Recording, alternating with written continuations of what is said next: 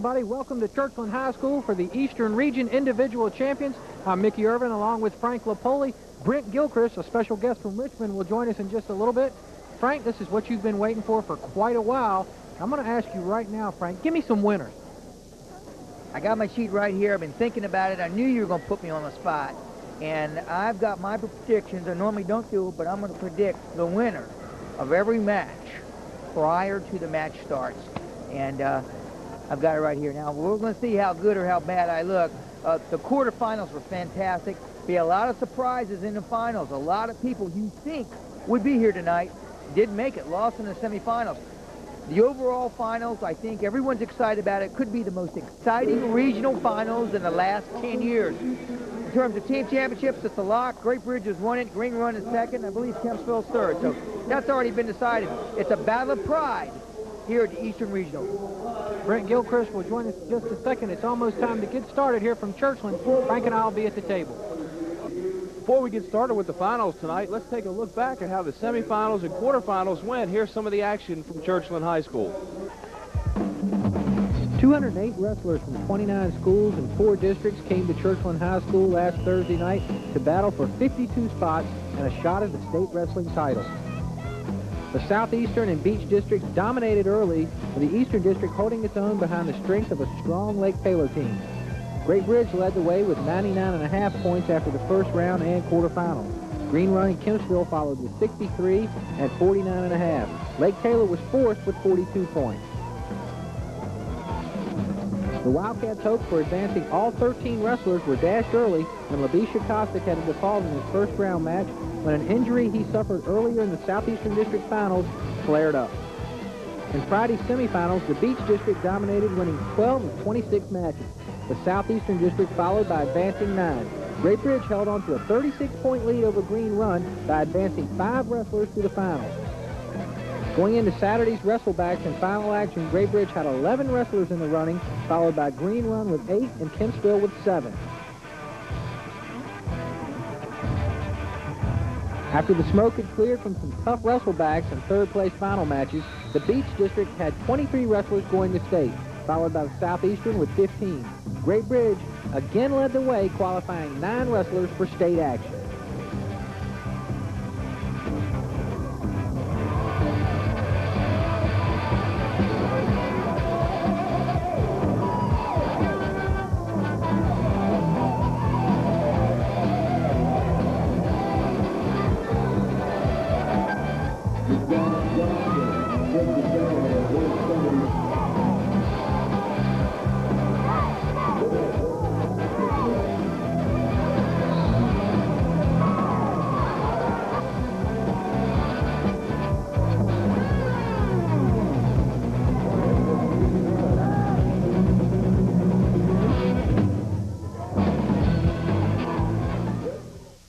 There was a review of the quarterfinals and semifinals, fans. Now let's throw it over to Mickey and Frank at the table for tonight's Eastern Region final action.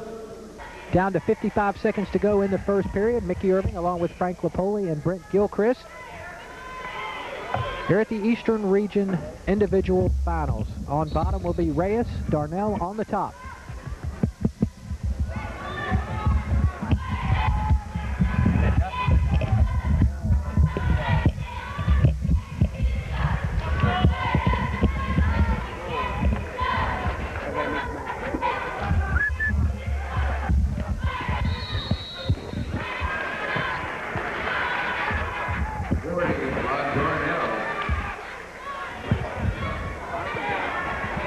Score 2-0 in favor of Sean Darnell. 40 seconds to go in the first period. Reyes on bottom.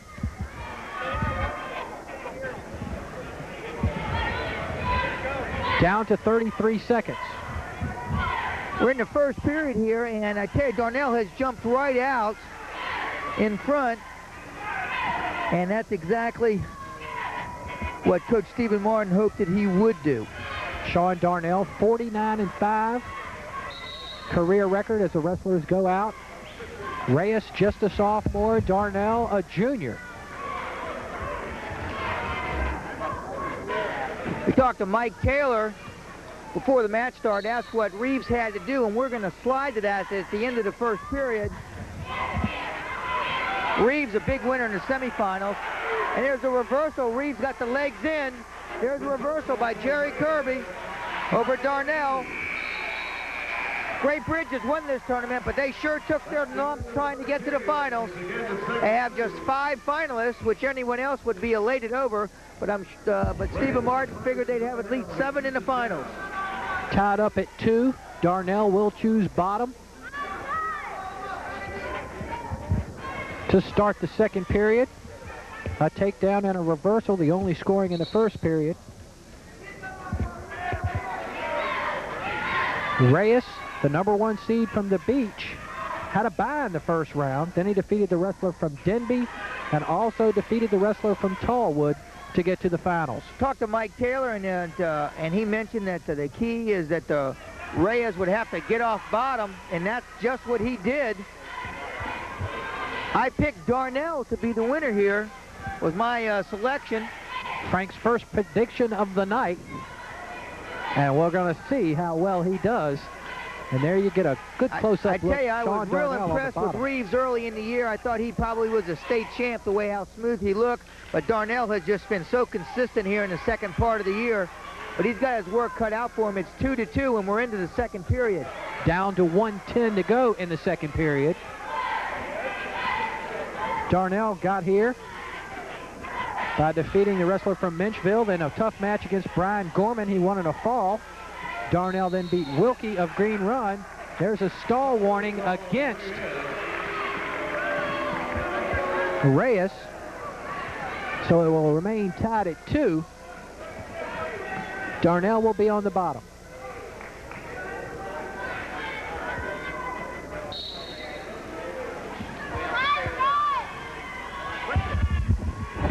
Down to 51 seconds to go in the second period. Reyes of Salem. You think Darnell's in trouble right here, Frank? Reyes is tough cookie.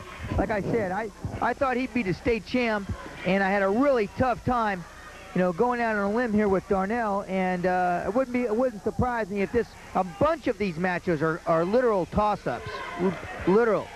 He's really yanking on that toe, though. He's got to spread his hips out. This could come down to who actually gets the escape. Remember, Reyes got the reversal, so Darnell will go down in the third period. I have over to my left Wayne Martin. What a statistician we have here, right? What a crew. Of the year. We'll be alluded to him throughout the finals.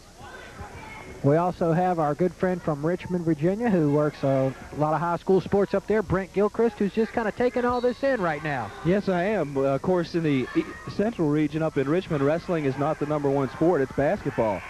And this is kind of exciting for me. My first time at a regional final in wrestling, and being a Great Bridge alumnus, this is a very exciting night. A lot of green and gold here tonight.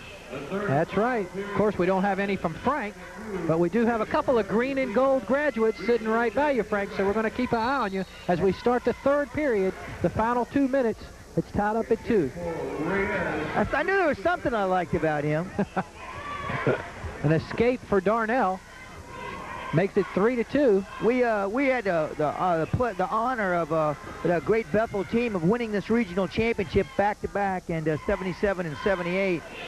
And so green and gold is a fun color for me. I do like that. That's right. Now, I heard Coach Martin over to my left. That's Wayne Martin. Right at the period said cut him, and that's just what he did. Darnell walked into that single and walked right into a bunch of trouble. Remember, he cut him, so if Reyes gets the takedown, that'll make the score 5-2, and he's in a lot of trouble here. Best he can do is hope for a stalemate. The scoreboard indicated the wrong score. That's a lot of Reyes points. had the escape earlier, so it's 3-2, and as Frank just said, it's now 5-2 in favor of Reyes with 1:37 to go in the third and final period. I tell you what, Great Bridge qualified 9, I believe, for the state tournament, and they could have a very lumpy road ahead of them if they don't win here in this match, because they got some tough final matches tonight. Down to 119. Darnell gets the reversal. Give 2 points to Sean on the reversal there. Immediately cuts him. That was a mistake by Darnell. He cut him, but walked too soon back into Reyes. Reyes is very capable wrestler. And there's good a call by Jerry Curry. Called a stalemate, kind of quick, that neither guy can improve their position. 6-4 Reyes, down to 1:03 now after the reversal from Sean Darnell.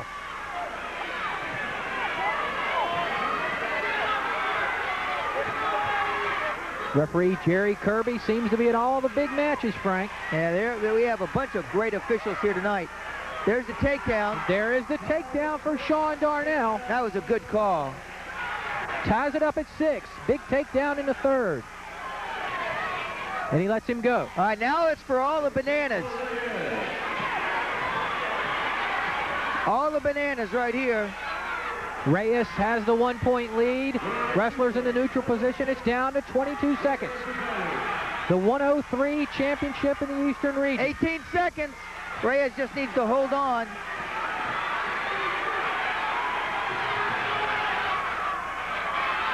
Nine seconds. Crowd getting a little louder. It's down to 5. Still in the neutral position. They're close to being out of bounds. That's it. Match is over. 2 seconds to go.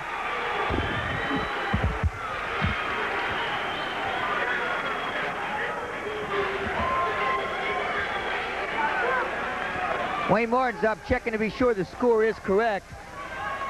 They did have it wrong earlier, but I think it's correct now.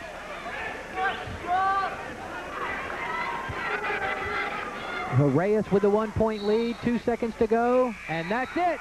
Your 103 champion and an upset. For the Eastern region in an upset. So much for my predictions. Salem. There goes Frank's down 1 already on their predictions as the number 2 seed upsets Sean Darnell. Frank, that's number 2 ranked guy. Number 2 ranked.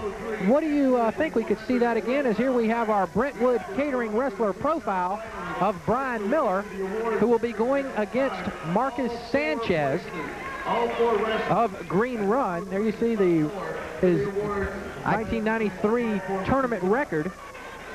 It's 30-6, and I tell you, 112. I'm going to go out on a limb here, and we've got the pit bull sitting in with us at the 112-pound match. That's right. We're going to ask Chris Viola just to give us a little input whenever you think you see something for us, Chris. He is in this very, very tough weight class at 112. Let me tell you my prediction before we get on to Chris. I think that Sanchez will be the winner here at 112. What do you think? I'm gonna have to go with Miller. There we go. The pit. Why do you say that? You've wrestled them both. I don't know. He's always won it before, so. Well, I tell you why. The way that Sanchez cut you off in the regional, in the semifinals, Miller is 66-8 coming into this, and Sanchez is 50-10. But he just shut the pit bull down completely on your feet. He just wasn't. You just weren't able to get your offense going, and that really impressed me. And I'm going with Sanchez here in the finals. You've wrestled both these guys, though. Yeah, Sanchez is more of a defensive kind of guy who will shut you down.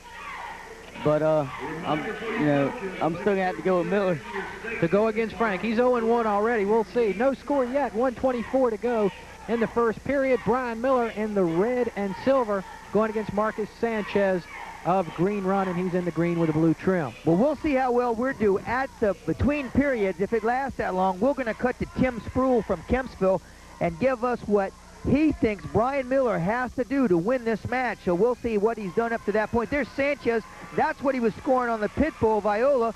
The whole match is outside tap on the shoulder, outside single, and he was mixing it up. He was getting 2 shots off against you. Let's see what happens. These guys are both a couple of brutes. Tell you what else he's good with is that rushing.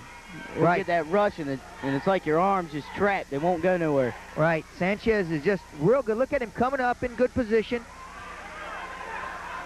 Coach Spruill mentioned that what Miller's going to have to do is watch out for a fireman's carry with Sanchez. Still no score, 19 seconds to go. Chris, are you surprised no score after the first period?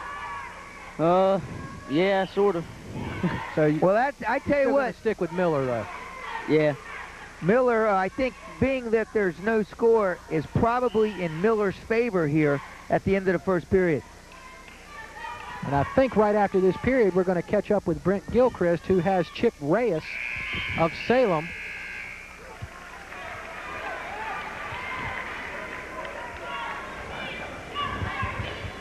Maybe we'll get that between the next period. Right, we're going to kick to Sproul, and we'll do that right now. Here's what Coach Sproul said his guy had to do to win Brian Miller here in the finals.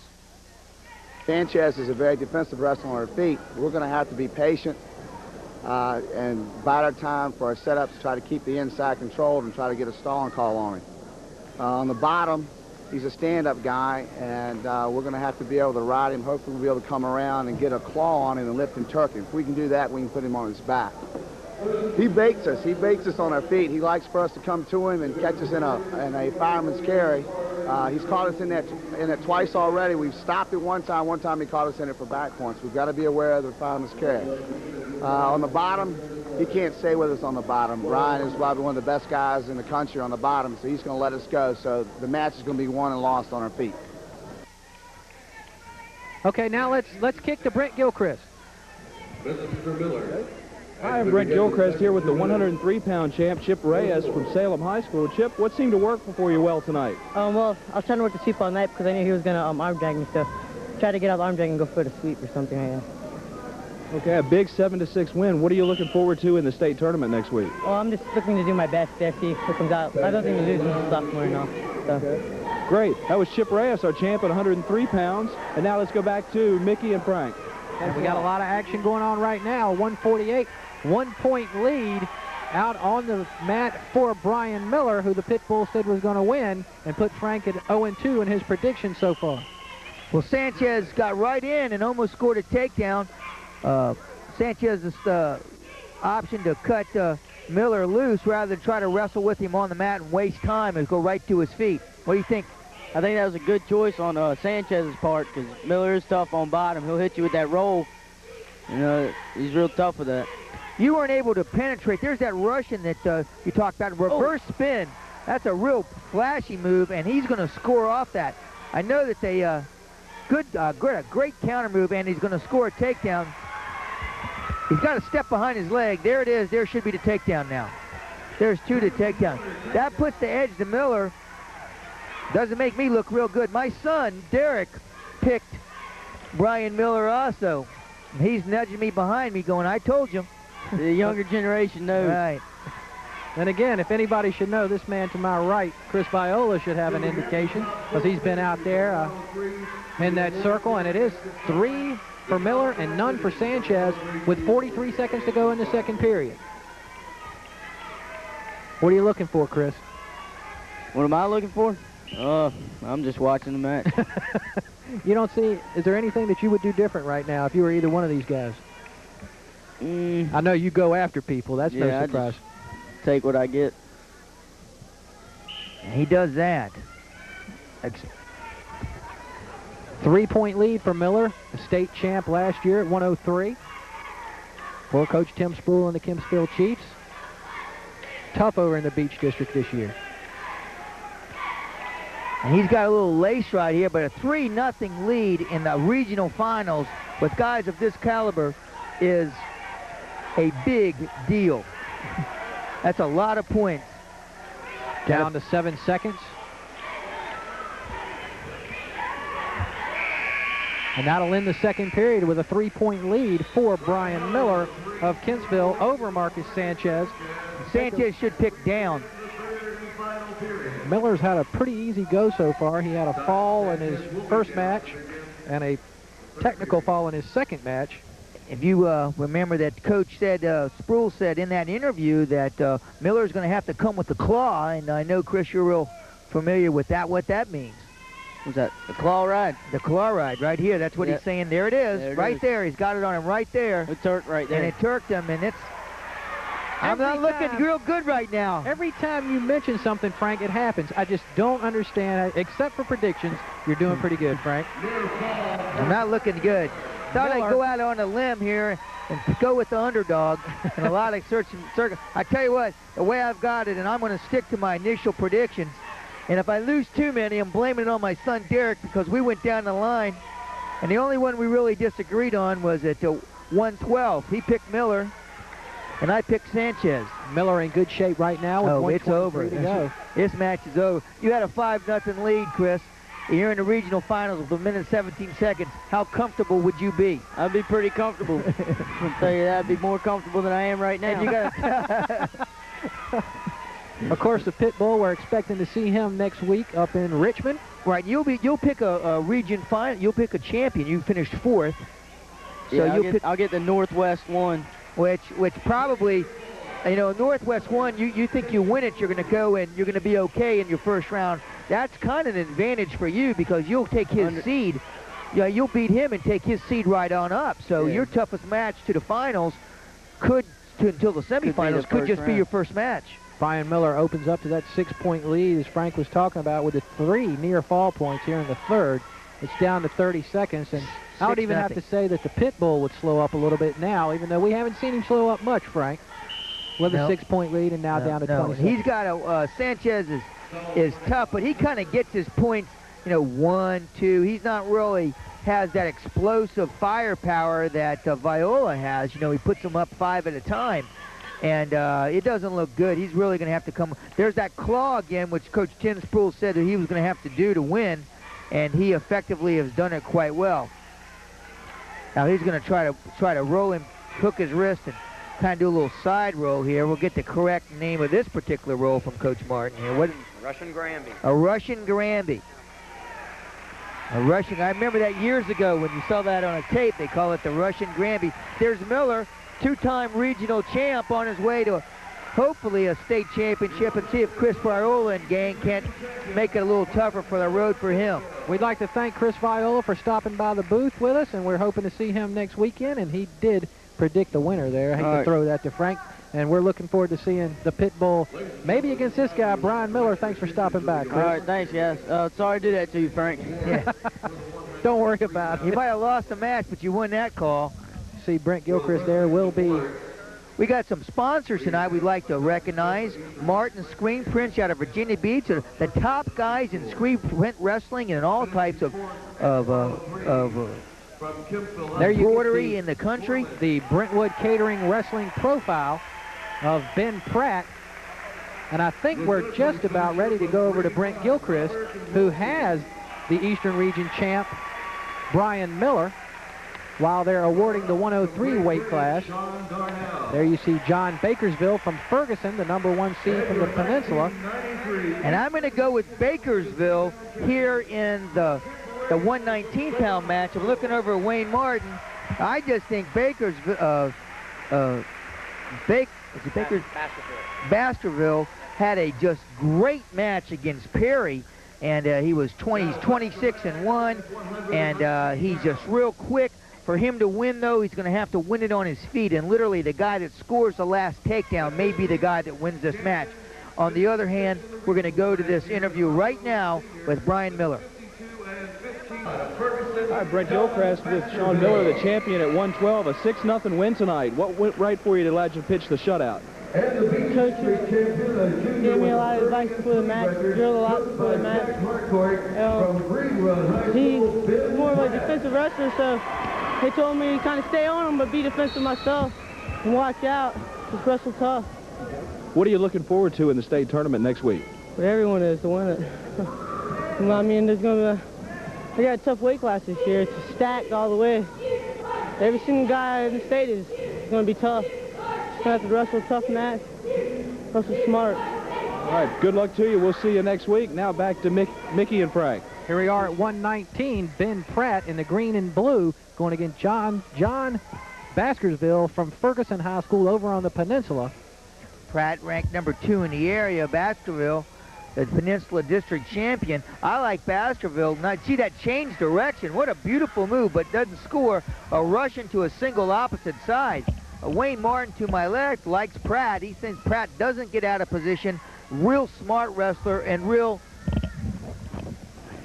tough on top. There's a little duck under there. I'm thinking that Baskerville is going to have to win this on his feet. Coach Martin thinks once Pratt's on top, the match will change dimensions, period.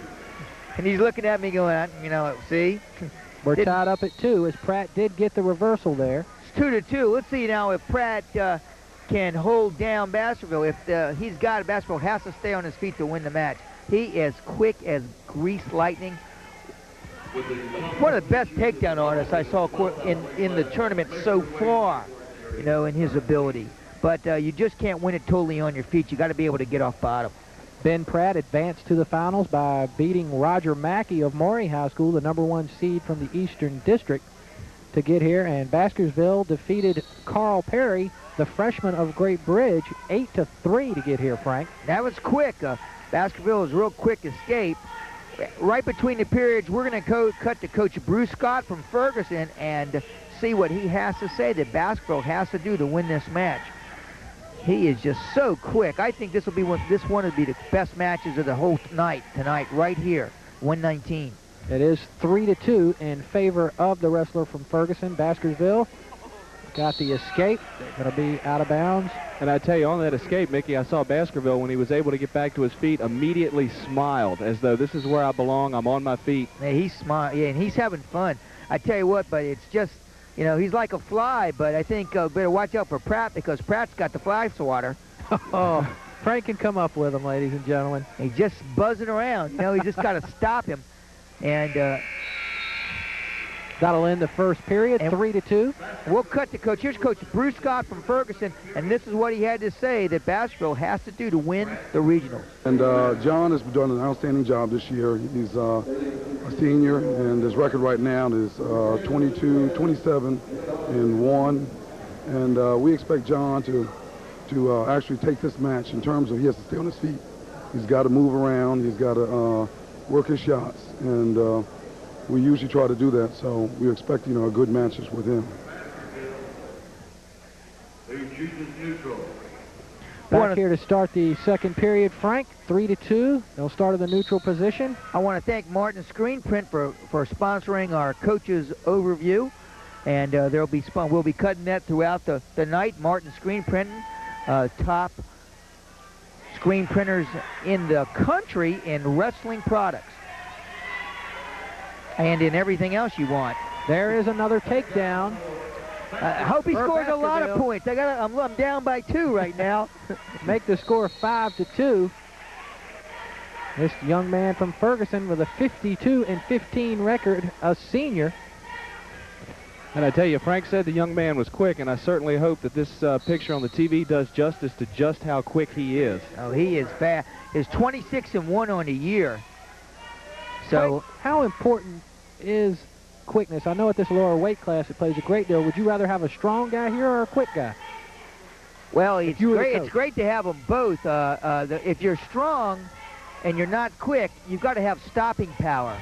I mean, you've got to be able to someone's quickness and counter wrestle them when they come in, and you have to be tough on top. Pratt is tough on top. What Baskerville's done is he's taken Pratt out of his game plan. He's not letting him be on bottom. He's not wrestling him for long enough once he does take him down that he can get reversed. So, but it only takes a second. You know, he could throw him on his back. He can pancake him. He can catch him. He doesn't have a big enough lead that this match is out of reach by any point. Now, the best thing that Baskerville can do is run time off the clock. See, and there it is. He just scored. His weight on his hands. We're just getting a clinic here, guys. Another takedown to make it 7-3. Now I can look at Coach Martin and raise my eyes, and he's looking back going, the match isn't over yet. Makes it 7-4, excuse me, in favor of Baskerville, down with 17 seconds to go in the second period now. Working the clock tonight is a former football coach, found a new job. And he hasn't messed up yet so far in the first 2 matches of the night, Coach. Tommy Rhodes. Tommy Rhodes. He's got a unique. Each wrestler has a green, you know, anklet and a red blanket. And Coach Rhodes not only has the anklets sitting on the side, but he also has, his wife has a red magic marker on one hand and a green on the other hand, and he has an L and an R underneath each one of those, so he knows which hand is supposed to be right. So Coach has done a wonderful job here in retirement. Got him a new career. The escape point for Ben Pratt to make it 7-5 here to start the third period. 7-5 takedown, but Pratt hasn't even been able to get a shot off. And that's what I said. There it is, though, Frank. No, that's. No, I'm sorry. Yes, it is. It's 7-7, and now he's going to get the back points. This will put him up by Ben 3. Pratt. And Coach Harcourt just says, stay right there. And his aggressiveness, he shot a single. We'll see if we can bring that up on replay. Is that what you say, Frank? Because sometimes you say somebody just walks into it. Walks into it. Overshot it. Now Perry comes through. Oh. There's his 2, but he's losing by 3, remember. There is the reversal. He's got to cut him. That is now 10-9, as Frank just mentioned. After that little flurry there, we're down to 1 minute and 9 seconds. And Frank, we have 2 champions from the beach already. Watch this. Salem and Kempsville. It's 10-9. Baskerville's got to cut him loose to take him down to tie it, to put it into overtime. So Pratt comes up with 1 move so far, but it's a 5-point move. It's 11-9 after the escape for Ben Pratt. And I tell you something, it didn't seem to. Now Pratt's got a score. 56 seconds to go. Neither wrestler has been warned for stalling yet. And he's got to mix it up. Pratt's got a 2-point lead. Oh! And there's his takedown. There goes that lead, Frank. There's the takedown. Down to back 40 point seconds. should be 4. And this is right where he wants to be. Back point, give him the escape. Stay away from him. 33 seconds to go. 13-11. Now somebody's going to throw a lateral drop. There it was. Baskerville's got the lead. He's got the lead 15-12 with 19 seconds to go. What a match. 28 points scored, 12 seconds to go. And it could still be tied. 8 seconds. Inside 7. 6. The 2-point lead for Baskerville from Ferguson. Looking for the region championship. It's going to go tied. No control. And there's the clock. Wait a second. And the referees are going to have to get together. Pratt wants the 2 points. I think the it was 2. score stands now at 15-13. Yes. And there is the 2 points for Ben Overtime. Pratt.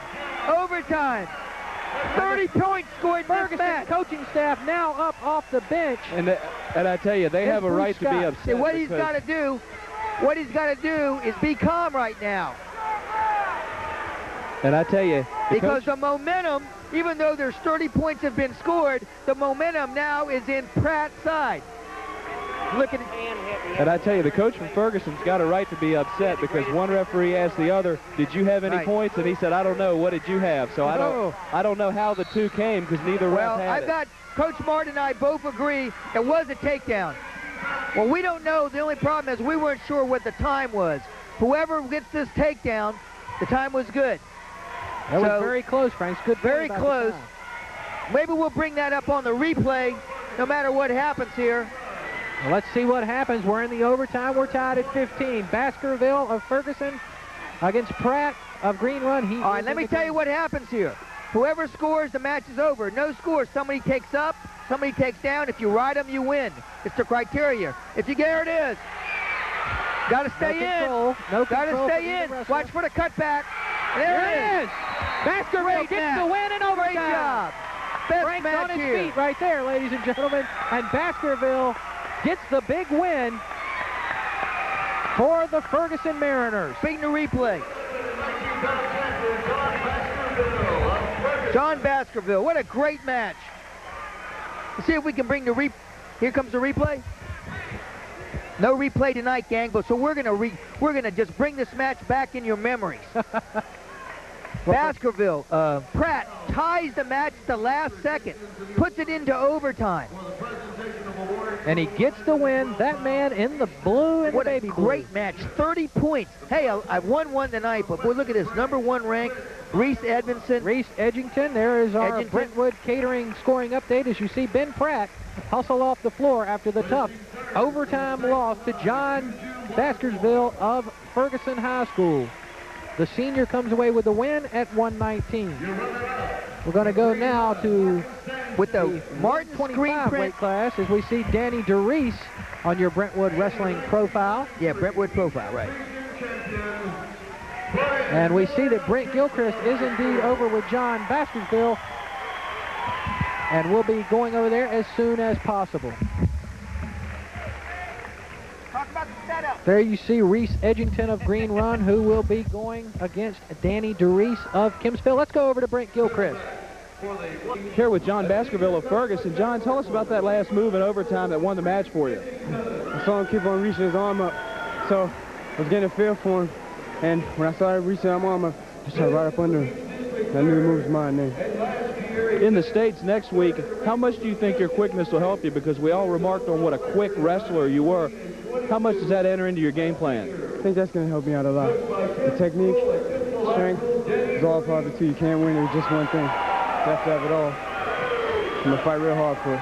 All right, thanks a lot. We appreciate it. Congratulations on a great match. Now back to Mickey and Frank at the table. And Frank has finally found a seat after that tough match. It was just as tough on Frank as it was everybody else. And we're going out here now for another battle. All right, my call here is Eddington over DeReese.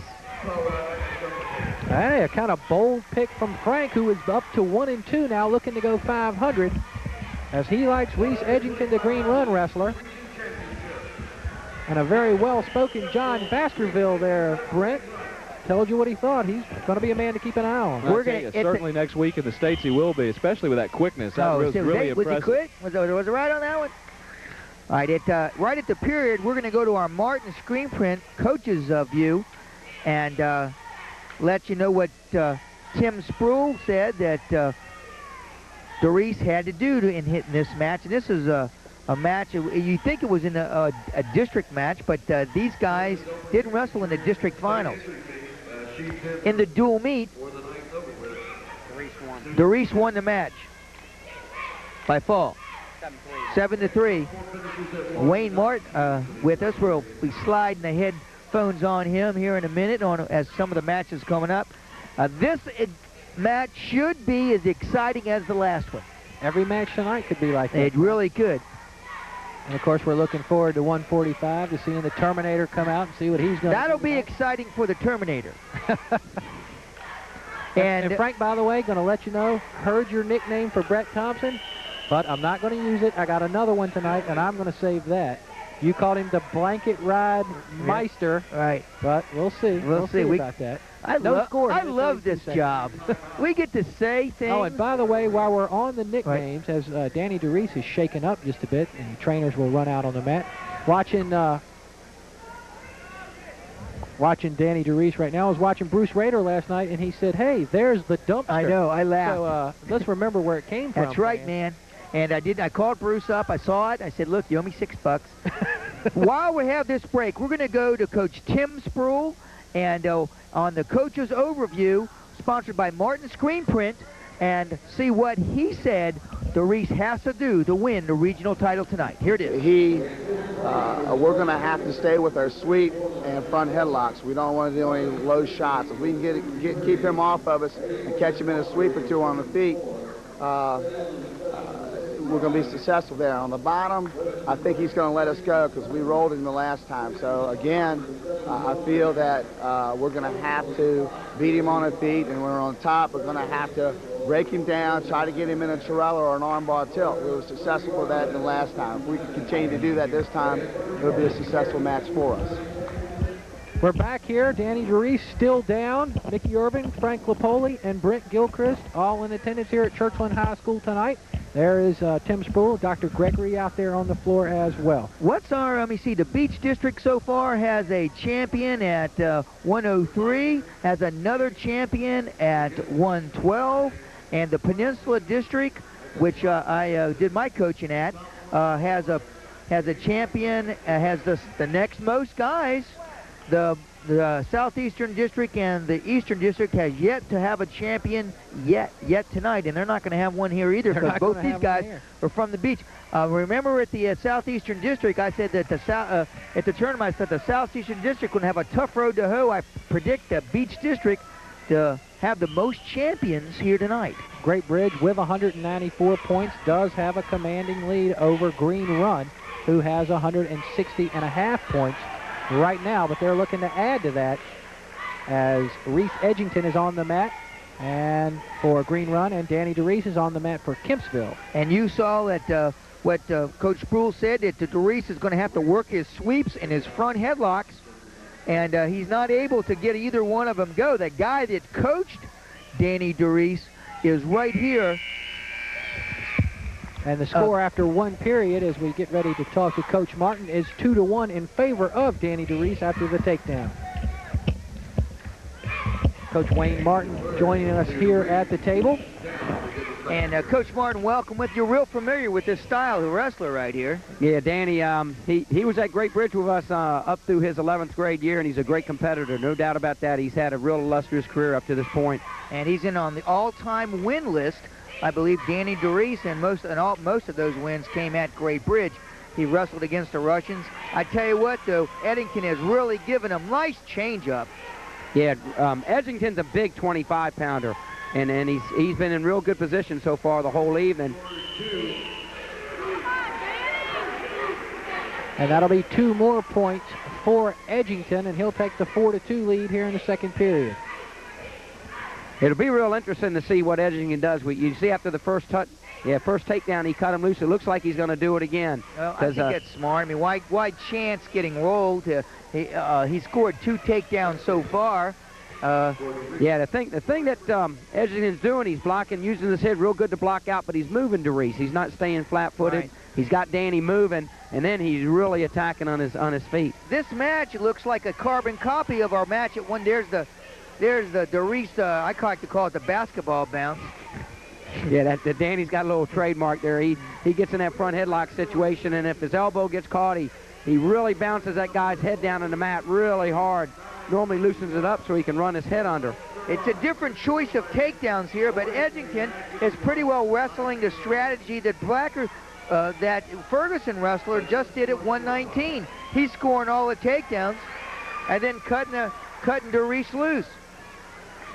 Yeah, it looks like you can see Edgington. It looks like his conditioning is starting to play a little bit of a factor right here. He's still being real aggressive. He's staying in good position. Danny looks like he's holding his head down a little bit, but still early in the match. Plenty of time. Well, Edgington's a really tall, lanky wrestler, and that's going to stop DeReese from finishing off his stuff, giving him that extra second to readjust. That's right.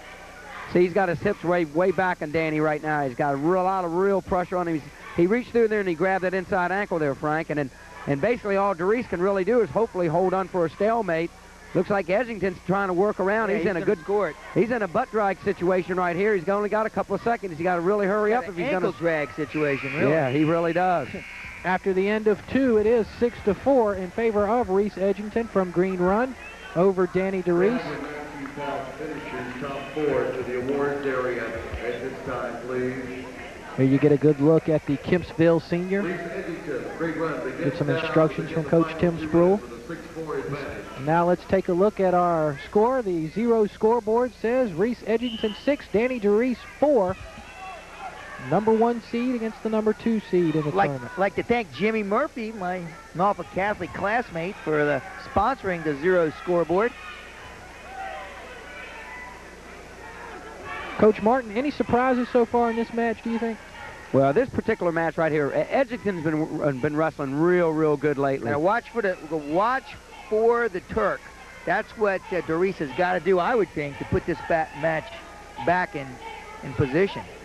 Or tilt, one or the other. Right, yeah. Danny's got a pretty good armbar tilt, and oh, that hurt him. That hurt. Yeah, those hands touch for just a second, and that's all it takes to get a point against you for locking hands. Okay, now Wayne's Keith Lawrence going saying ankle. I would think he's going to go to ankle, slide to the front, try to get in position for that Turk again. 7-4 now, Edgington on top. Oh, there it is. He's out of position. Got him out of position. Yeah, Edgington's really throwing those heavy hips into him. He's scooting back real. He's being real smart. He's not being real cautious here. A little over a minute to go in the third period. Minute to go as this 125-pound Here at the 125 class, Edgington of Green Run and Danny DeReese of Kempsville. Number 1 seed at the beach, Reese Edgington, against the number 3 seed from the beach, Danny DeReese. They're on their feet. Another point, an escape point for And it should be another, Edgington. it's all been butt drags. Pretty much all butt drags. Yeah, he slips right around there. He's got another nice takedown. And See, Coach Harcourt says let him go immediately. They don't have anything to do with him on the bottom, which is a pretty smart thing to do right here with a 6-point lead. And he's not, doesn't want him to cut him loose. He's not letting go of that wrist. Coach Harcourt announced that this is his last season. And we've got a special feature coming up on Coach Gary Hartraft, and we're going to put that right before. And that'll do it, and give the championship to Reese Edgington and give the Beach District their second win here at 125. I want to thank of Norman Smith of Indian River. There you get a look at his stats. Ranked number 3 in the area, and he will be going against Brian Jones of Great Bridge. And there you see the Brentwood profile on Brian Jones. Let's quickly listen to hear what Davey Davis has to say about Norman Smith. The key last week was takedowns, and I imagine that the key tonight's going to be the takedowns again. Jones scored an early takedown and held on to win 3-0 last week. It's probably going to be looking for some more of the same. The guy that gets the early takedown and can control the first or second period is going to be, it's not a good match to have to come from behind in. We're back here. The Martin screen print. The Martin screen print coaching overview. There you see a couple of coaches, and Stephen Martin and Chris Smith will send Brian Jones out on the mat. His record for his career, 86-28-2 against Norman Smith, who is 57-28. He does have 27 wins this year. Norman Smith will be on the floor for Indian River, and Coach Davey Davis. We have Coach Wayne Martin back with us again. He's real familiar with both these guys. Southeastern District Finals here. And let me see who I picked here. Brian Jones I picked to be the winner. So it looks like I've come back. I'm 2 for 2 so far tonight. Yeah, this should be a pretty good little battle. They've met several times in their careers. Brian's won every time. And Green Run looks like they have 164 points. Eddington wins, right, and so they're really having an impressive showing here tonight, but that's their 2 finals. No, they've got another finalist coming up at 135, but yeah, this match here is real. It's kind of a funny situation because Norman Smith, the representative from Indian River at 130 pounds, he's Tommy Rose's nephew, and Tommy's sitting 2 seats down from me. Yeah, and he's working the scoreboard, so we don't know what kind of points are going to be thrown up for his nephew. He could be saying, listen, I took care of you at Christmas here, so we're going to watch Coach Rose real tightly here. And the blue and the greens are still the way they were at the last match, so he hasn't switched them around yet. Yeah, Brian's in on another single leg attempt. He's had real great luck this whole tournament with that. In the semifinals, he scored 3 takedowns on that same side against John Pratt from Green Run. They had a great battle. He's back in. He scores another 2-pointer here in Norman. Make the score 6-2 in favor of Brian Jones. The honor student looking good here in the first period with 37 seconds to go. And looking over at how Jones has come through this tournament, he's had 3 falls. He's had a fall in the first round. 2 pins. 2 pins, and then he won over 6-5 in the semifinals. So he's had things pretty much go his way.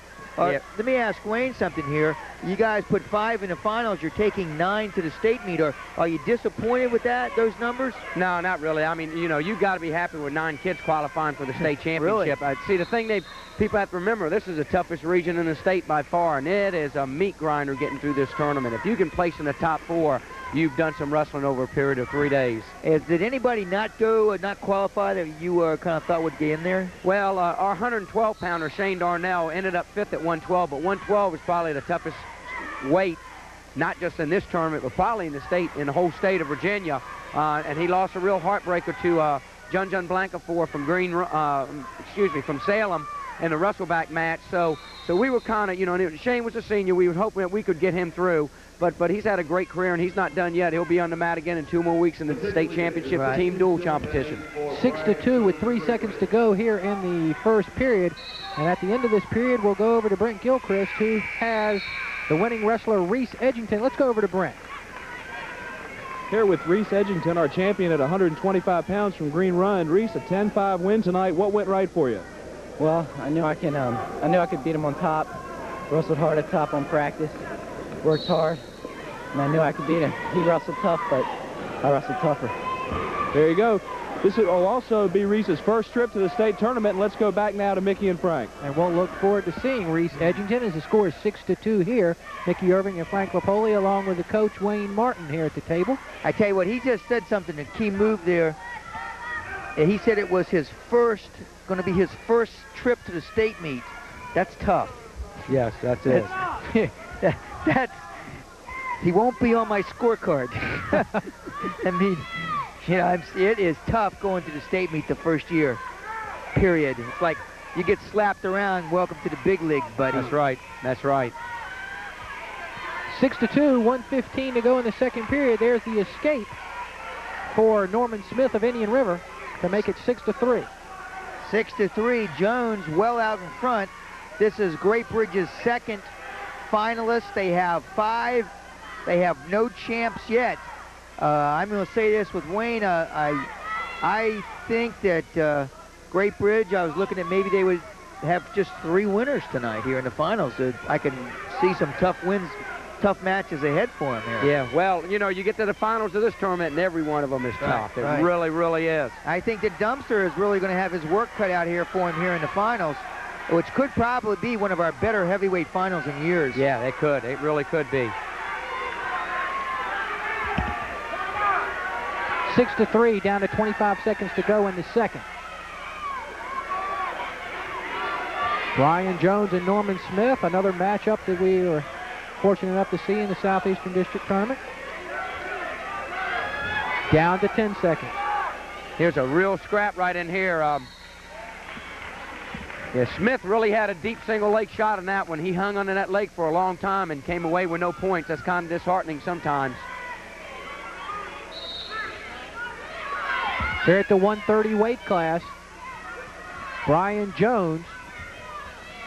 We've got coming up here between the matches, between 130 and 135, a tribute to one of the winningest coaches in Virginia High School League history, Gary Hart, who is going to announce his retirement this year, and that's going to be coming up right before, what a better time to do it than right before his finalist, Jason Forsman, goes out on the mat. Yeah, Gary's had a great career at Cox High School. He's kept up the tradition there, no doubt about that, and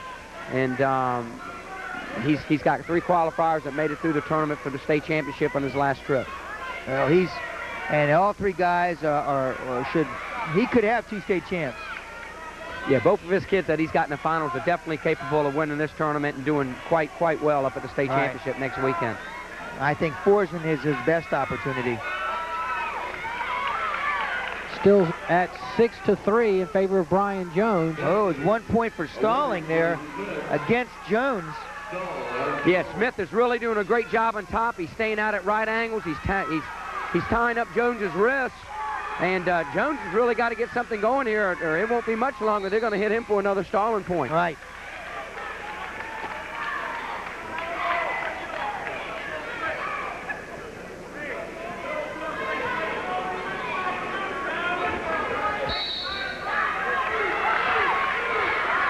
Under a minute now in the third. Great little flurry right there. Great loose riding on top by Norman Smith. He's got to work into some type of predicament 49 situation seconds to go, 6-2. Jones doesn't have Jones right here has got to keep his base up underneath him, try to get that right arm through, and he's trying to face him here for some type of a reversal or maybe an escape. He's got that arm on the outside. He's in a roll situation. Let's see if he can convert on it. Down to Wayne's 30 roll. seconds. Kind of a Wayne's roll, not really. Yeah, that's what we call a rock and roll, but Norman's really got his hips back. Right now, Brian would probably do the smart thing by backing on out and getting 2 points. Down to 17 seconds There he for goes, the right there. He championship. backs out, he gets his 2-point reversal. And that's going to make Great Bridge coaching staff happy with the reversal there to give them a 4-point lead. 8-4, and that'll do it. Jones will be the winner unless some miracle happens here. 2 seconds to go. And that'll add to the lead for the Wildcats as Brian Jones gets the big win to make it 8-4 as he beats Norman Smith, the number 3 seed. You see it there on the 0 scoreboard. And before we get going here, we've got a real important tribute to a great high school coach, Gary Hartnoff from Cox High School. One of the big stories in high school wrestling is the resignation of Gary Hartnoff. 10 seasons at Cox. Now listen to this. 206 career wins. 109 of them were at Cox High School. 2 state championships, 3 regional championships, 7 district tournament championships, and 6 or so dual meet championships. That's a mouthful. Coach, congratulations to you on a tremendous season. You know, season after season after season, and a lot of fond memories over that time. That was great. I mean, I love coaching. I still plan on working with the kids. I think it's just a question of no more challenges. I just feel like you know, somebody else needs to come in there that has some goals and has some incentives in front of them. And I'm just kind of unmotivated at times, and I don't think that's being fair to the kids. So I felt like it was in the best interest of the program and the kids that they hear a new voice. They get somebody in there that does have those goals, and that's really the reason why I stepped down. Best teams? Gee, that's tough. You know, we had 20 years of coaching and so much success at Cox, but I think the best team was a group of kids that I had at Lynn Haven Junior High School in 1982-83 that just stormed through the junior high league, and with that group I brought 14 out of the 15 starters in that junior high team came to Cox with me the first year that I took over at Cox. So that was the nucleus of those 2 state championships my first 3 years at Cox High School, and that group stayed together, worked together, and just got better as time went on, and by far I would have to say that was my best team. I would have to say that by far my greatest wrestler, best wrestler, was Billy Wagner. He was a 2-time state champion, dominated his last 2 years. His last year, I mean, it was just total domination, much like I'm seeing with Mark Strickland. Well, Coach, we have a surprise for you. A few of your coaching comrades that you've gone against over the years we asked them about you and your contributions, and this is what they had to say. Gary and I, we started coaching together back when we were at the junior high, and he was at Lynn Haven, I was at Kinsville Junior High. So we've had a lot of heated contests over the year. I think he brought excitement to it because he brought energy to the sport. He was a motivator, and he got his guys well prepared mentally as well as physically to the sport. We've had a lot of great matches on the high school level with him, and we're sorry to see him leave because he's a great coach. Well, Gary always challenged the other coach to be at his very best in order to beat him. And I always enjoyed myself the most when I was challenged like that. And he challenged us and our team like that every single time. And the emotion and the priority he put to wrestling and his boys being at their best challenged us to do that, and people all over the place. He was an outstanding coach, and I wish him well. We always did have a lot of good technicians around the area and great technique, and will always be that way. But one of the nice things he brought down from the north was the philosophy that conditioning, hard wrestling, just plain tough physical competition made for an exciting match, you know, regardless of the level of technique.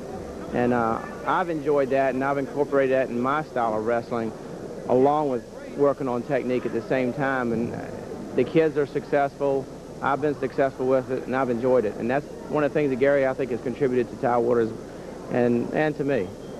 Thank you very much, and I appreciate what they had to say, and it's a mutual respect. I think wrestling is a camaraderie that's second to none in athletics. It's the heart, the sweat, the work. Everybody that's been there knows what it's like, and you never separate that in the world of wrestling. Everybody that works hard understands what it's all about, and that's where that comes from.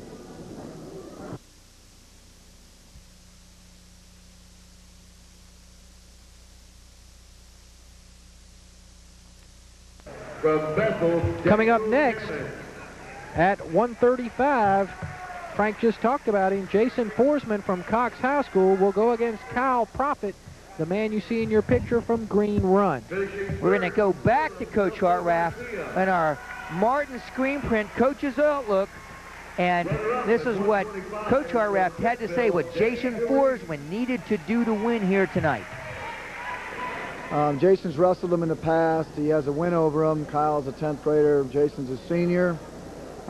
Jason needs to go out and open up and do his stuff and not get caught in a flip-flop type of wrestling situation, because I feel like that's where Profit is very dangerous. He will definitely capitalize on somebody's sloppiness. So Jason's got to go out and initiate the action and do the things that have got him where he is right now.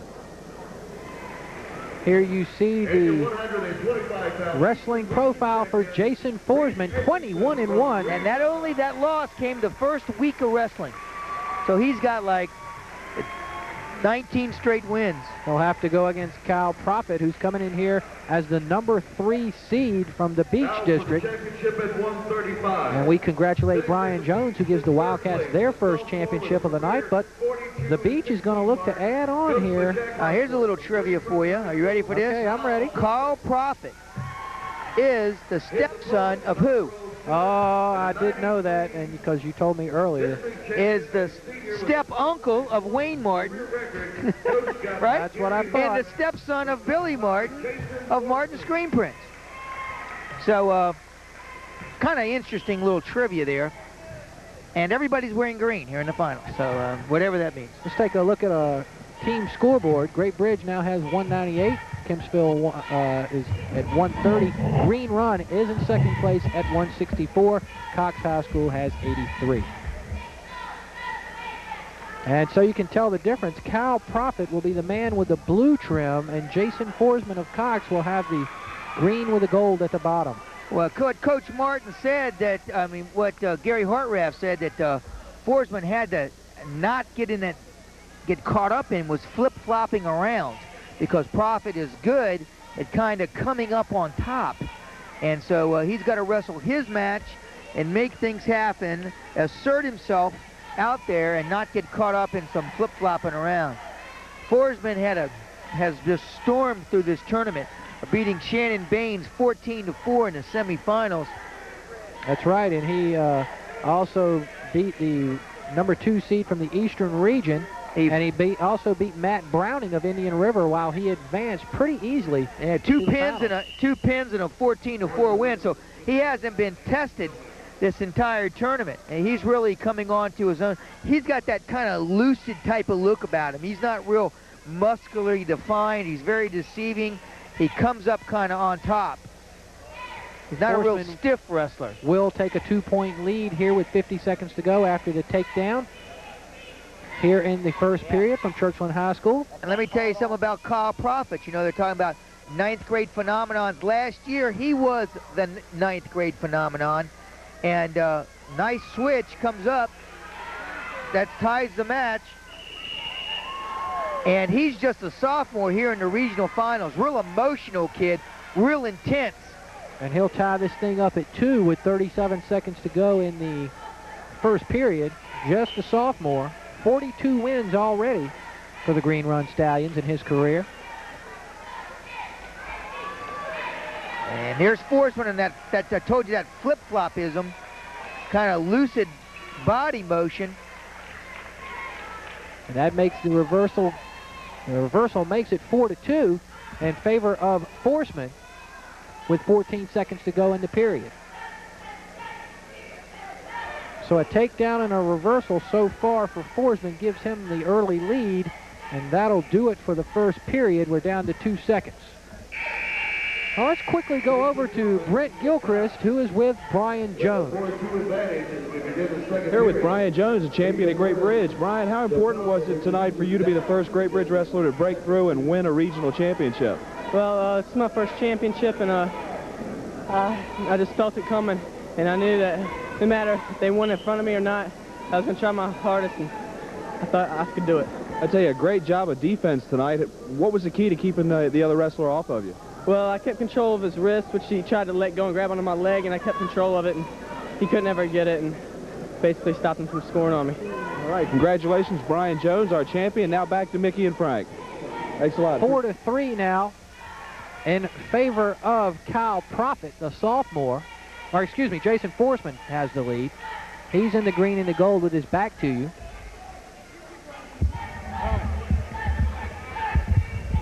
1:23 to go in the second period. Frank really likes this Forsman guy, and you like Profit too, though, Frank. Right, I'm doing two. Who are you picking here, Frank? I don't think we got this one. Yeah, I'm picking Forsman. Okay. Frank likes everybody. I like everybody. I just like wrestling. You know? And so far, it's 3 titles for the Beach District, 1 for the Southeastern and 1 for the Peninsula, and the Beach is going to get another one here. Well, yeah, they're going to win one here. That's definitely an easy prediction to make here. The Beach District will win here in the finals tonight. 50 seconds to go in the second period. Still 4-3. There's 2 points. Good crowd here on hand. For Forsman to get the 6-3 lead. All right, Forsman, a senior, and this is just, I think, his year. You know, he's just not as physical as the Terminator, but definitely as prolific.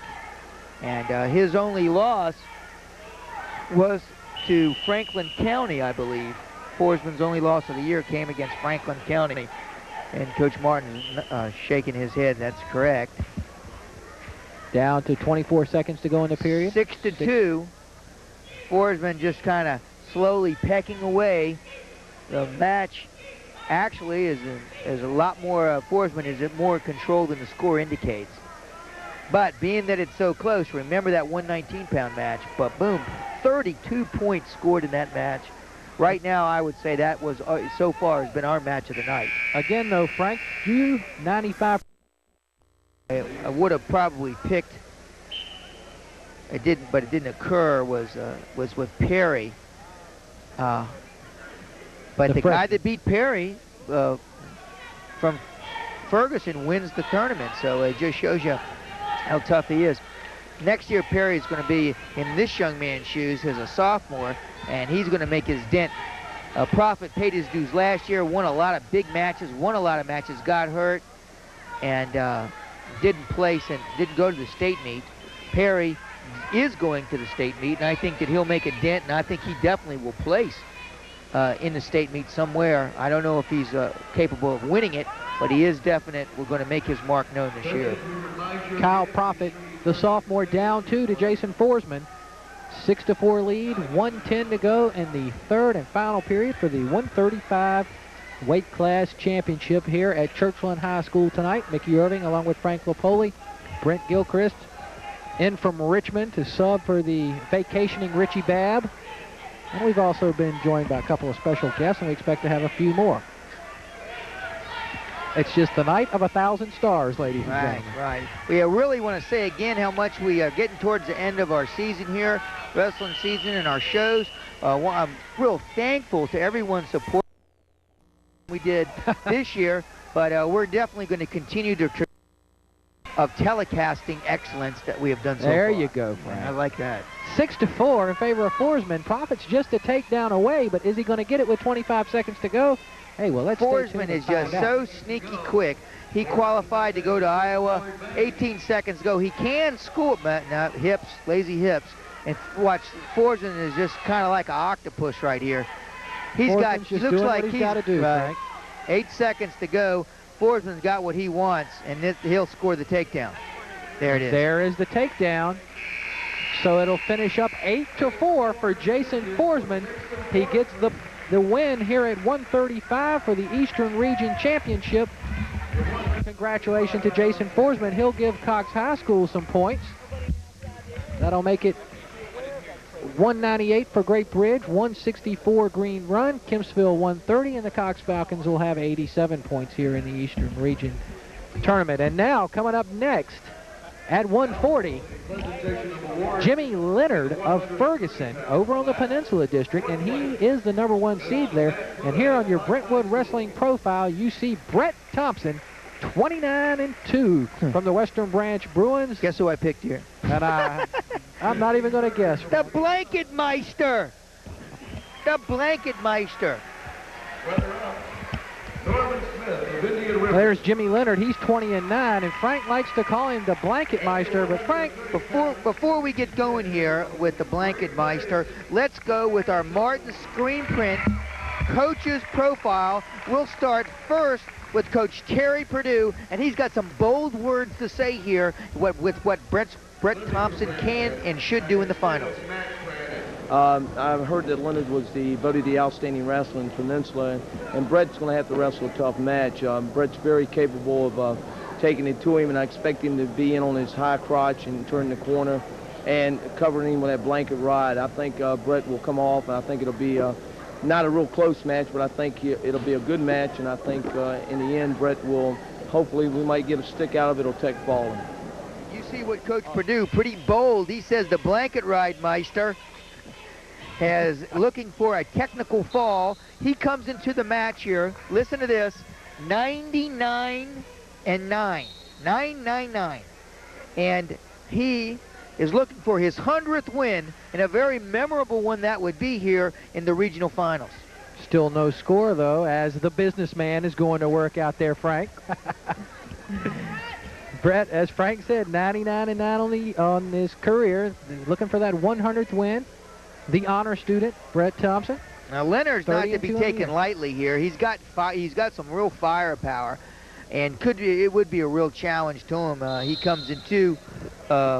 comes into this match with a 74-10 career wins. As a stalemate is called, and they'll start in the neutral position.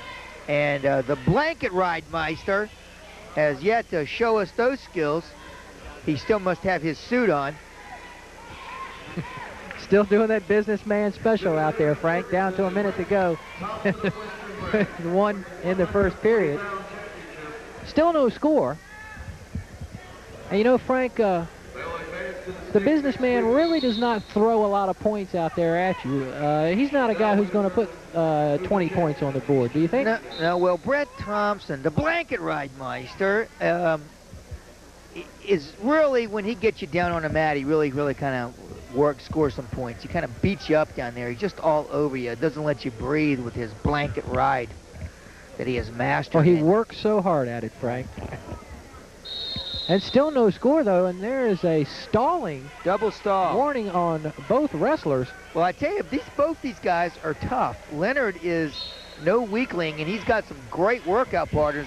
Ferguson has Peninsula District has been working this team for years, and they have another heavyweight in the finals, and all their guys are credible, and they have another guy, Pierce, who the Pierce placed sixth, who placed in the state meet last year, and he's not going to be making the trip. That's kind of surprised me right there. Down to 3 seconds to go in the first period. And no score here between the businessman Brett Thompson and Jimmy Leonard of Ferguson High School. And let's go over to Brent Gilchrist, who has the champion from Cox High School, Jason Forsman. Here with Jason Forsman of Cox, our champion in the last matchup. Jason, the match seemed to be relatively close, but as we noted, you seemed to dominate and control from the beginning. Yeah, I tightened up a little. I wasn't loose on my takedowns. I'm just happy to get to the state, happy to get a shot at it next week. Okay. As Jason said, it'll be his first trip and an appropriate way for the senior to go out. Congratulations again. Jason not completely happy with his performance, Frank. Well, he won. I'd be happy. That's right. He's not happy. Talk to the other guy. So look, there's Leonard in on a leg, and the score is 0. The score is 0-0. Still here in the second period. And Frank, I'm surprised that we still have no score. Yeah, well, remember the first period, wait till Thompson gets his emotion going here. I mean, Leonard is tough. Ooh. Of course, again, we have two wrestlers wearing blue. Thompson has the gold trim for Western Branch and the Ferguson wrestler, as there's the stalling against Jimmy Leonard of Ferguson, and the crowd a little upset. I don't know if I really. But Thompson will take the 1 point lead here in second. It's Coach Martin said he was on the ankle for 5 seconds. I think it was somewhat inadvertently, though. he just was wrestling about his way. But the thing is, you can't trap a guy's ankle because he's not able to wrestle. Now Thompson's basing and just kind of working his way out slowly, meticulously, not real explosive. I tell you what, Leonard's doing well. He's been able to keep those, and here comes. Leonard did win the Peninsula District Championship this year and earned the #1 seed. And now they're back on their feet. And Leonard will be on the bottom. There's the escape for Brett Thompson to make it that was a 2-0. mistake. Well, see how he kind of came up way high, kind of high five, slapped the head? Well, see if he tries that again, because he was really putting himself out of position when he did it. Brett Thompson clinging to the 2-point lead with 38 seconds to go in the second period. Brent, you missed out on the nickname scandal. I prefer the businessman. Frank prefers the blanket ride meister. Well, I prefer the blanket ride meister. That's way too many syllables for a nickname. And the guys, in the truck, I'm sure, are going to fill us in on what they think, Frank. They think they like the Matt Byrne. What was that guy? The Matt Byrne Meister. Well, see, that's just a spin-off on the blanket ride meister. Well, because when you're putting a blanket ride on a guy, you're definitely going to get Matt Byrne. So the guys are in essence agreeing with my nickname. Well, Frank, being the professionals that we are, we always agree with the truck out there. Always, because you won't hear what they don't want us to hear. They won't want them to hear. They'll cut us 14 seconds to go in the second period. Thompson still with that 2-point lead after the escape, and of course the stall called against Jimmy Leonard that Frank questioned earlier.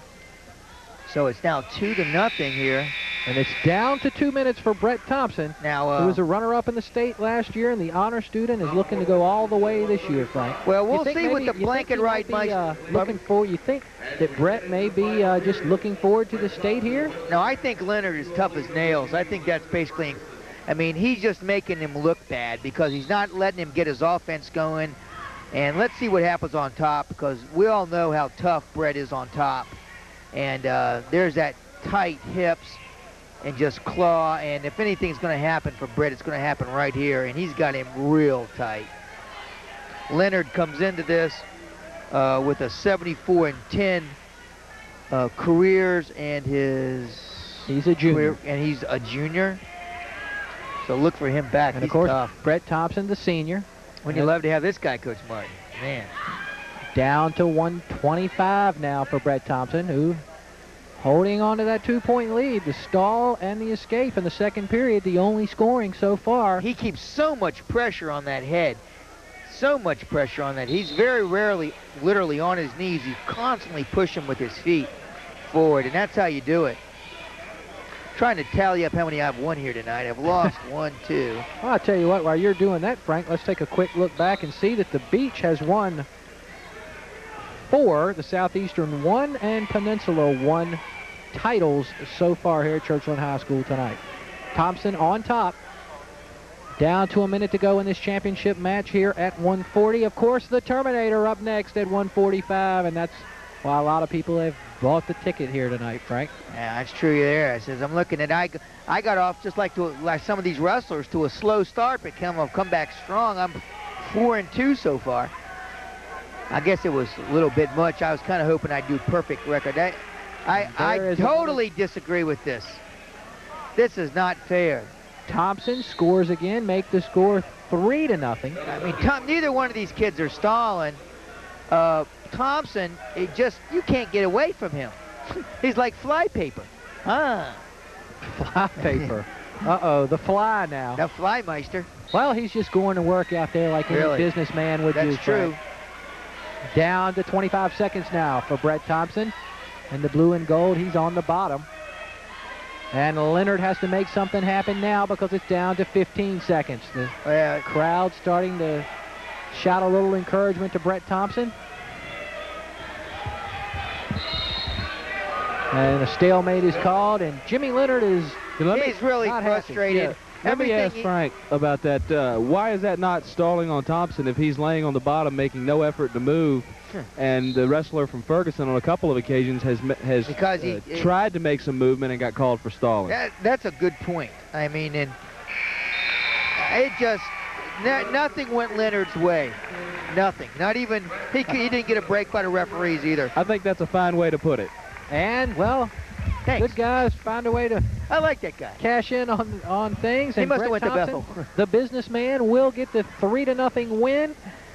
And it was a fine win by who? the Blanket Ride Meister, and we'll get to talk to him in a minute. And here's And let's take a look at our Brentwood Catering wrestler profile, Wendell Turner, the number 2 seed from the Southeastern District. And there you see how he advanced, as you see Brett Thompson there talking to Wendell. And of course, his record is 27-2, and he'll be going against the Terminator, Mark Strickland, 32-0. That man right there is ready to go to work. Number 1 seed, number 1 rank in the area. Hey, number 1 everything.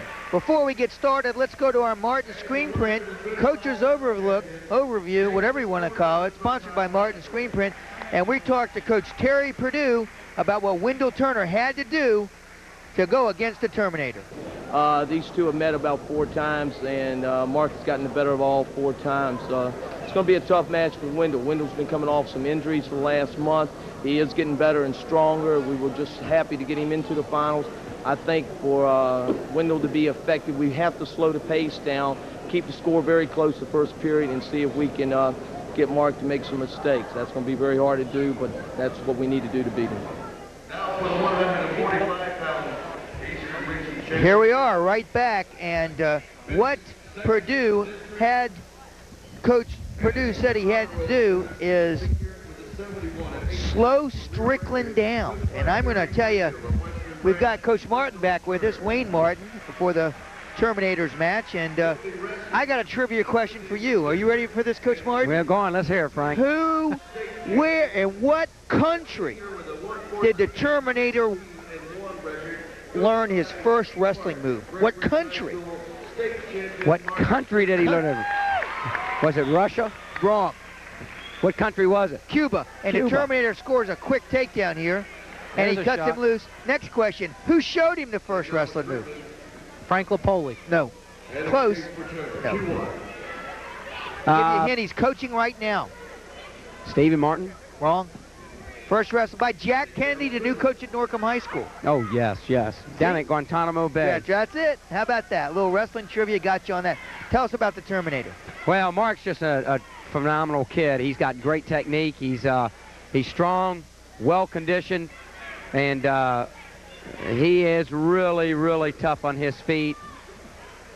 Right now, what he's going to try to do, you know, he's just going to try to work, turn her out of position and add pressure to him, keep constant pressure on him. Right there, there he goes. He scores another 2-point takedown.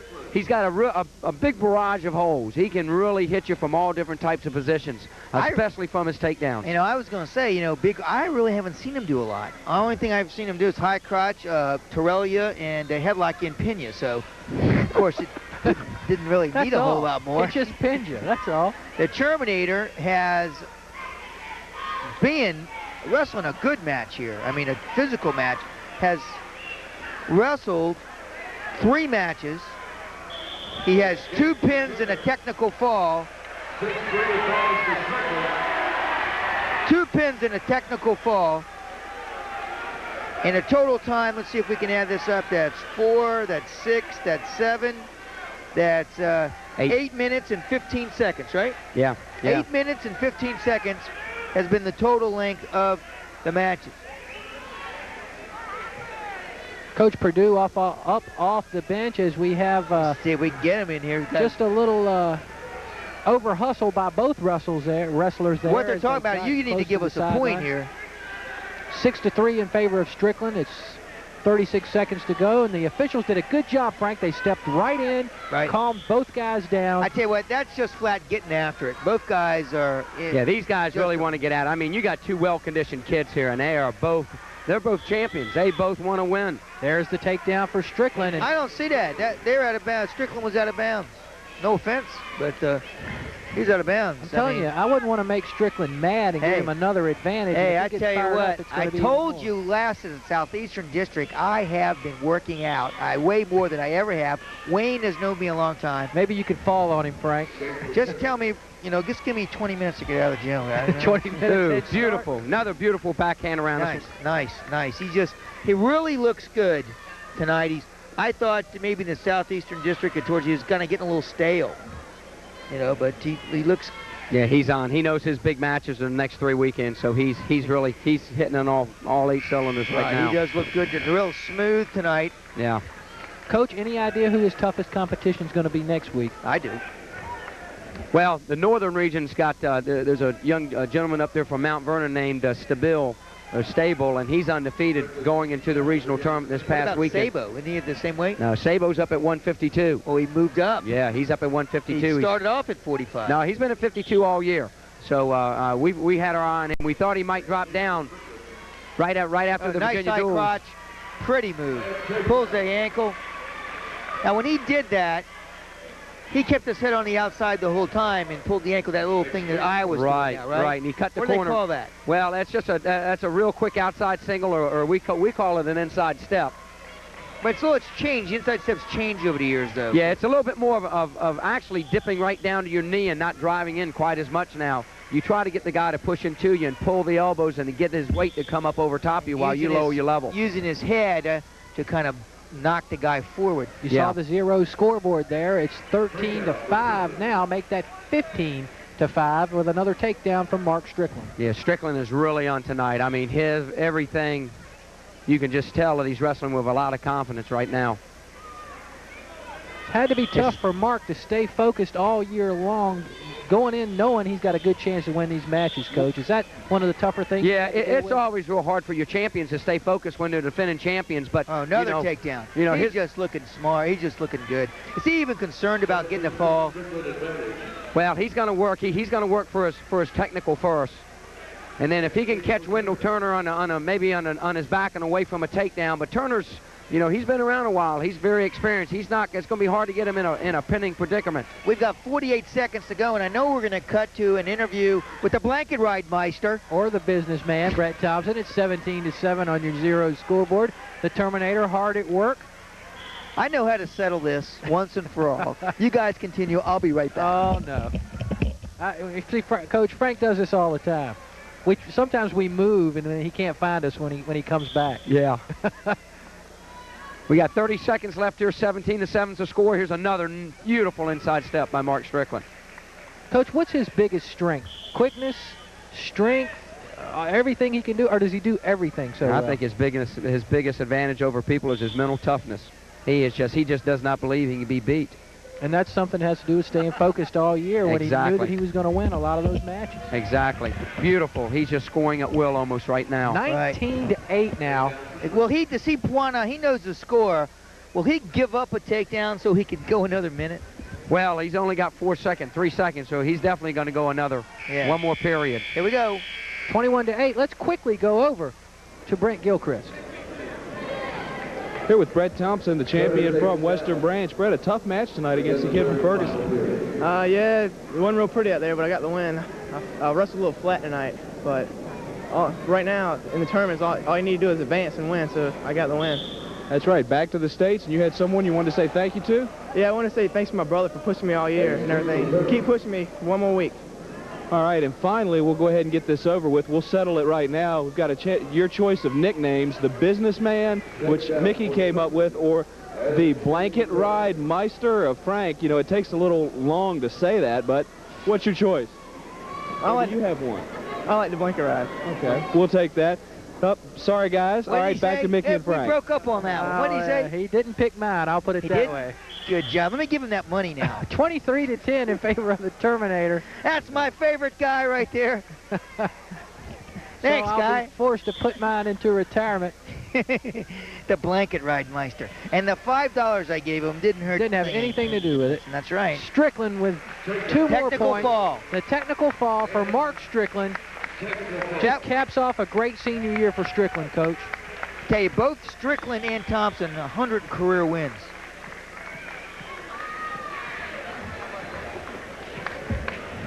He had a great win there. Yeah. So we'll keep our eye on the Terminator as he's going to keep on going. We'll see him in Richmond. And let's take a look now at our Brentwood Catering wrestler profile for Brad Ginn of Kempsville.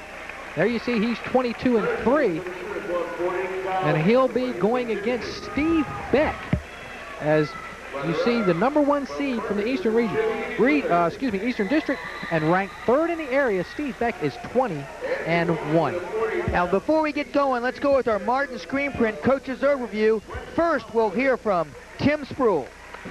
I haven't watched Beck wrestle much this year. I know that he's a very good athlete. He's a defensive guy on his feet, so we're going to have to be patient with him again. Hopefully be able to set him up, get a couple of taps, and maybe a Russian arm on him and sweep him. On the bottom, he's going to try to ride us. He rode out East in the match in the semifinals there. If he rides us, we think that's going to play right into our game. Ginn is very good on the bottom. We hope that he stays with us on top and we can catch him in a roll. On the top, the Beck kid is a stand-up guy. We're going to have to stay up on him, break him down, maybe ride an ankle and table it and break him down and try to get him in a turf. If we can do those things, we're in very good shape. It's going to be an extremely good match. Steve's going to have to control off the bottom. He's going to have to possibly get a reversal. He's going to have to execute a takedown in the first period and control the match the entire time. Steve's 25-1 this year. He has an excellent chance to become a regional champion. I think. I tell you what, I'm going to put Coach Martin on here for a second here before we get started, then we're going to bring back in again. I tell you some similarities here. Both these guys have wins over Carlos Eason, and they both have falls. Yeah, there's no doubt about that. Both these guys are great pinners. This Beck kid, you cannot underestimate him. He's been around for 4 years now. He's a smart kid. He's not really what I would call a great athlete, but he's made himself into a tremendous wrestler. Brad Ginn obviously is having a super senior year. He's 25-3 this year, Coach. Yeah. And Beck's only lost once all year. I don't know who that was to. Now, the only thing I can think of kind of like that separates the men from the boys here is that Ginn has had much tougher competition, and he's just a phenomenal overall athlete. Yeah, Brad Ginn has had a great senior year.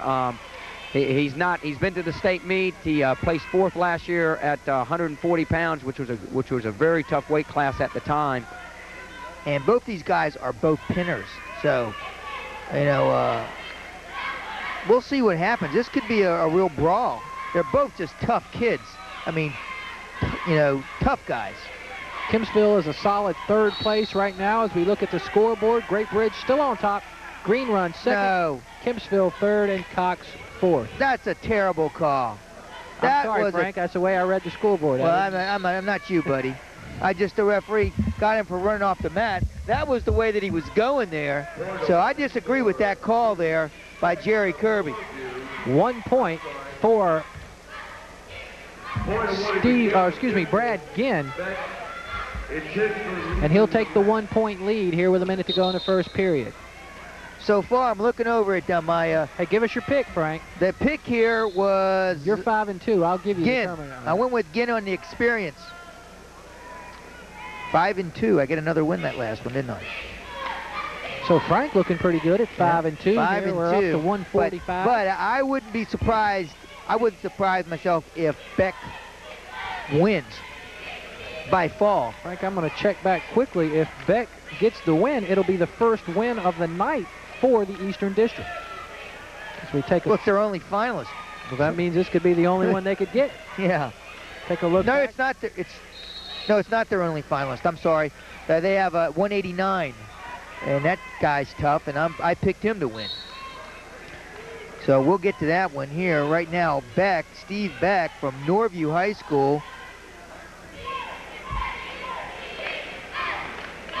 And we're going to cut to his coach at the period in just 8 seconds. And his coach. As Beck will take the 1-point lead. Down to 4. Taking a quick look, the Beach District has 4 champions, the Southeast 3, Peninsula 1. Let's go to the Norview coach now and hear what he has to say about Steve Beck. for the presentation of awards to the awards area, please, at this time. Ready to start the second period. Brad Ginn will be on the bottom. And that was the Martin Screen Print Coach's Overview, where we keep changing the name of it, but it's Martin Screen Print. We're getting it toned right. in. And that was Coach Ed Chrisman from Norview High School, wrestled at Penn State. Did you know that? Norview coach wrestled at Penn State. Yeah, he's done a good job. There's Ginn in a roll situation, and he's going. Wayne's saying he's gonna get 5 out of this, and it's the hand. It's the key there. See him pushing up. See him pushing up. Now I'm saying Ed Beck's athleticism is gonna come into play here. It's got to for him not to get. Now they should just stalemate this. Right. That's what they'll do. Brad Ginn holding the 1-point lead. He was 4th in the state last year. That was an excellent call by Coach Jerry Kirby, referee Jerry Kirby. He's improving as the match goes on. And Frank scores the brownie points with Mr. Kirby out there now. I don't need him with Kirby, I'll tell you that right now. He doesn't have a television. Well, let's hope and not. We're not on the radio. I'm just kidding. Jerry Kirby's been the oldest official in the Southeastern District, and at times it shows. So there's Ginn again. Going like against the defenseless referee. Oh, there's the roll. There's the reversal. No, now there's the back point. How's that back? Make it 3 points now for Ginn. Now Ginn might change it off here to a fall. He's in great. He's really tight with this thing. They made a tactical mistake trying to wrestle Ginn on the mat. That was a bad mistake. They should have kept it on the mat. This will be a 5-point. Well, this will make the score. They already gave him the reversal, so let's make it 5-0. The second period. You see a little bit of blood coming out of the. I like that though. I think that looks neat, you know. There it goes. Okay, here's Beck. There's Let's the see back points. What Beck can do on bottom. Make it 6-0 for Ginn, the man who has 74 career wins for Coach Tim and the Chiefs. Right, Coach Christian said that Beck had to control the bottom. I tell you what, Ginn's got a nice arm bar in there. And he'll come back and here's his tilt. They're really calling those back points kind of. Final 2 minutes. And I tell you, to let our viewers know, I have been in search of the Terminator, and much like Elvis, he may have already left the building. He got out of here in a hurry, and he likes to work out after his matches, and he was a little bit upset, it seemed. We'll find the Terminator. He'll find the Terminator, or he might find me before the night's over. I'm looking behind me. Nice crowd on hand, a beautiful Churchland High School. What a great place. Now, Coach, did all the athletic directors get together to pull this thing off, or I know you've been involved? Well, I'm the assistant permanent Okay. The region is the one that they wanted to move the site from Green Run to a different location, and they picked a great one here too. All right, you might not have heard that, is Coach Martin is the assistant tournament director, right? Right, and the region felt it was time to move the regional wrestling tournament. Green Run had it for like about 10 years, and Churchland High School has tremendous facilities here, and the tournament's run well the last 3 days. The coaches have been real happy, and I think real roomy. Right, it is. It's a lot different than Green Run, and I think it'll probably end up here again next year also. Oh, I like it. I like it. It was real close. I scooted over from the ice skating rink and had a great time. I want to. How about another question, Coach? How's it been, converting from the wrestling coach to an athletic director? Well, there's really a lot of things in common as a wrestling coach, to be a successful coach. And again, in total control of this match. And we had a little technical difficulties there, and we were talking with Coach Martin about being athletic director, and you said you had to be real organized. Yeah, organization is a big thing in my position now as athletic director. But the conversion or the switching over, I've really enjoyed it. I love athletics. You got to broaden your views a little bit on a lot of different things once you take that administrative position. But I've thoroughly enjoyed it. The winner here at 152, Brad Ginn of Kempsville, and that'll add some points for Kempsville to give them 134, but they will stay in third place behind Green Run and the Wildcats of Great Bridge. And here comes a big match now at 160.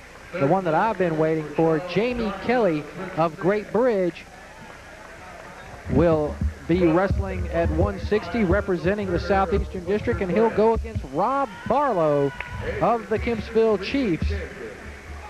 This will be a good one, and before we get going here, we'll go ahead and we'll talk to Tim Spruill again on our Martin screen print, Coach's Outlook. We keep changing that name, but here it is, the Martin screen print, Coach's Outlook with Tim Spruill. We've had several matches with Kelly already. This will be the 4th match. The match is going to be won and lost on her feet. He's been the better guy on her feet in the last 3 matches. We feel that if we can shut him off and possibly get into a couple situations where we can catch him in a front headlock or maybe catch him in a sweep. In the past, he's let us go.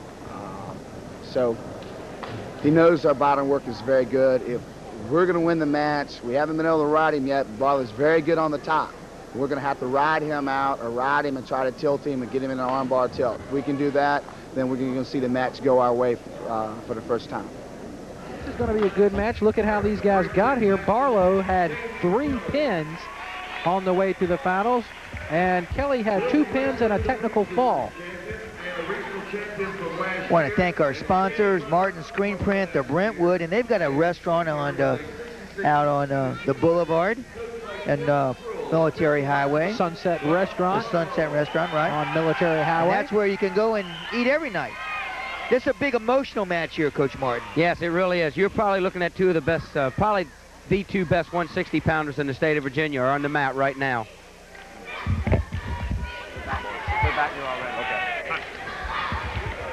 There's Jerry Kirby just came by and apologized for that bad call that he made. Jamie Kelly in the green and gold, and Rob Barlow will be in the red and silver. This is the 4th. Have hooked up a couple of times this year. Yeah, this is the 4th time they've met. Kelly's won all 3 of them, but they were all battles, and they were close scores. Barlow's not an overpowering wrestler, but the thing about him, he's very smart and very strategic in everything he does, and he does not give up that position very often. And the same can be said about Jamie Kelly. Jamie's probably a little bit quicker, a little bit more dangerous on his feet, but Rob Barlow is extremely dangerous from the bottom and top position.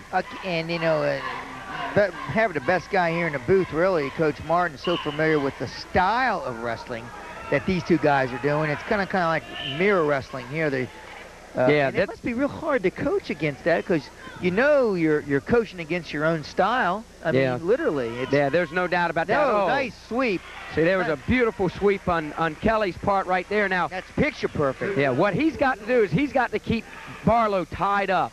If Barlow gets out, gets his back into him from the bottom position in a sit-out, Jamie's got to really be cautious about his shrugs and his Granby opportunities right there. My question to you is, why do you want to wrestle him on a match? Well, you know, that's a good question right there. He's got to watch out. How dangerous you guys are. Yeah, he is. He's got to really, really be careful right here.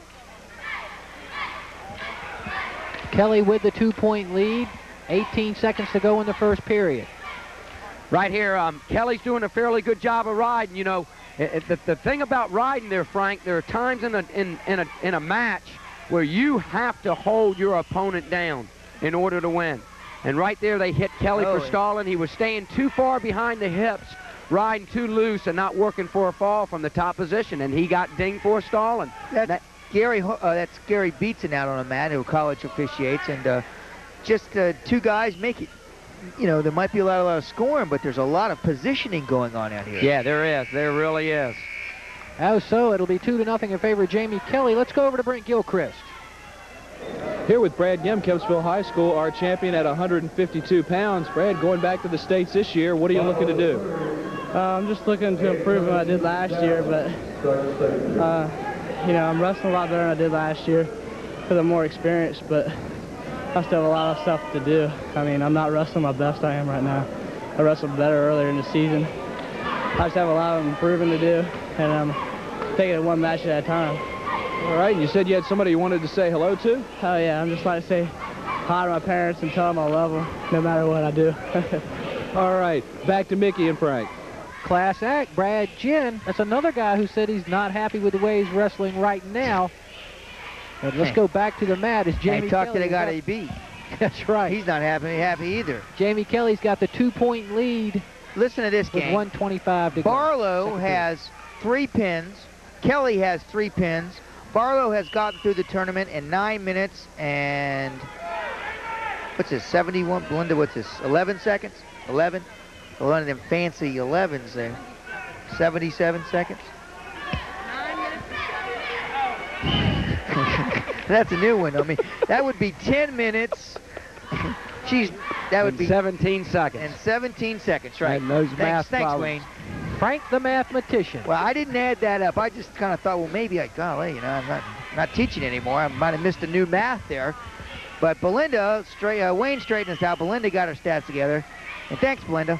Not. Right now, I think what you're looking at is Rob They're Barlow. neutralizing each other. Yeah, Rob Barlow's really doing what he needs to do. He needs to hold Kelly down. Kelly, it's empirical that he scores from this bottom position.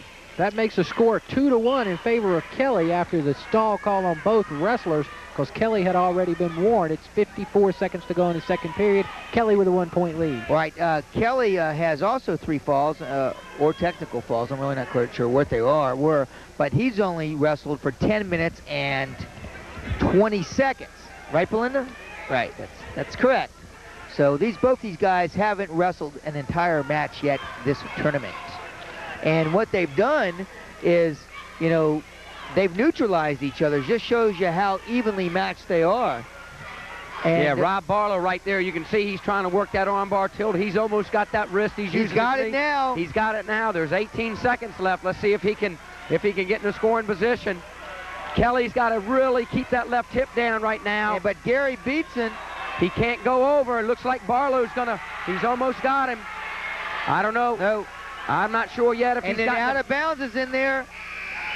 And the clock will come into play. Ooh, there was a tough fight right Tim there. Spruill up off the bench, wants the points. Look at there, look at both these. Tim hasn't moved this fast since his last. They are screaming and curse Coach Spruill or the points. I didn't see any actions. We got an overhead shot there. You can see Tim Spruill right there. He's going, there's Beatson. No. There's no points there. There's no points. Get out of here. Hey, go back to your seat and sit down. Yeah, that's what he's saying. Frank, as of this point right here, I would say that Rob Barlow is right in his game plan. This is what he wanted to do, to have a tie match going into the third period. Well, and right now it is a 2-2 tie. Right. He's been able to slow it down, and Barlow, what Coach Spruill said is that Barlow needed to ride to a tilt. And he almost did to it. A tilt. He almost did it. Almost did it. Now this has got to be in Kelly's favor here. What are the stalling? Who's been warned for stalling? Both guys. Both men have been hit, and Jamie Kelly's gotten a point against him for it. It's tied up at 2, 1:30 to go in the third period. Now Kelly's strength is on his feet, and he's going to score. There it is. Beautiful backhand around from a front headlock. Now they'll hit him right away. He's going to cut him. He's going to let him go and stay on his feet, which is probably the smartest thing he can do right now. Rob Barlow makes another score again. It's a quick little score. He's got to hold on to that elbow. That's how you counter it, right, Coach? Yeah, if Kelly can reach down and get that ankle with his left hand, he can score from here. Rob Barlow needs to hold on and hopefully stalemate it out. The ankle. Kelly's got that ankle again. He needs to kind of loosen up that right elbow. Barlow had it in there too tight. Now they're kind of letting things go here. That's right.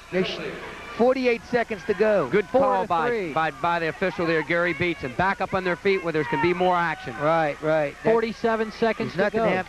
Now Barlow really hasn't gotten a clean shot off the whole match. No, he had. Kelly has cut him off. Yeah. Barlow with the front headlock to win. Barlow to win. 30 seconds.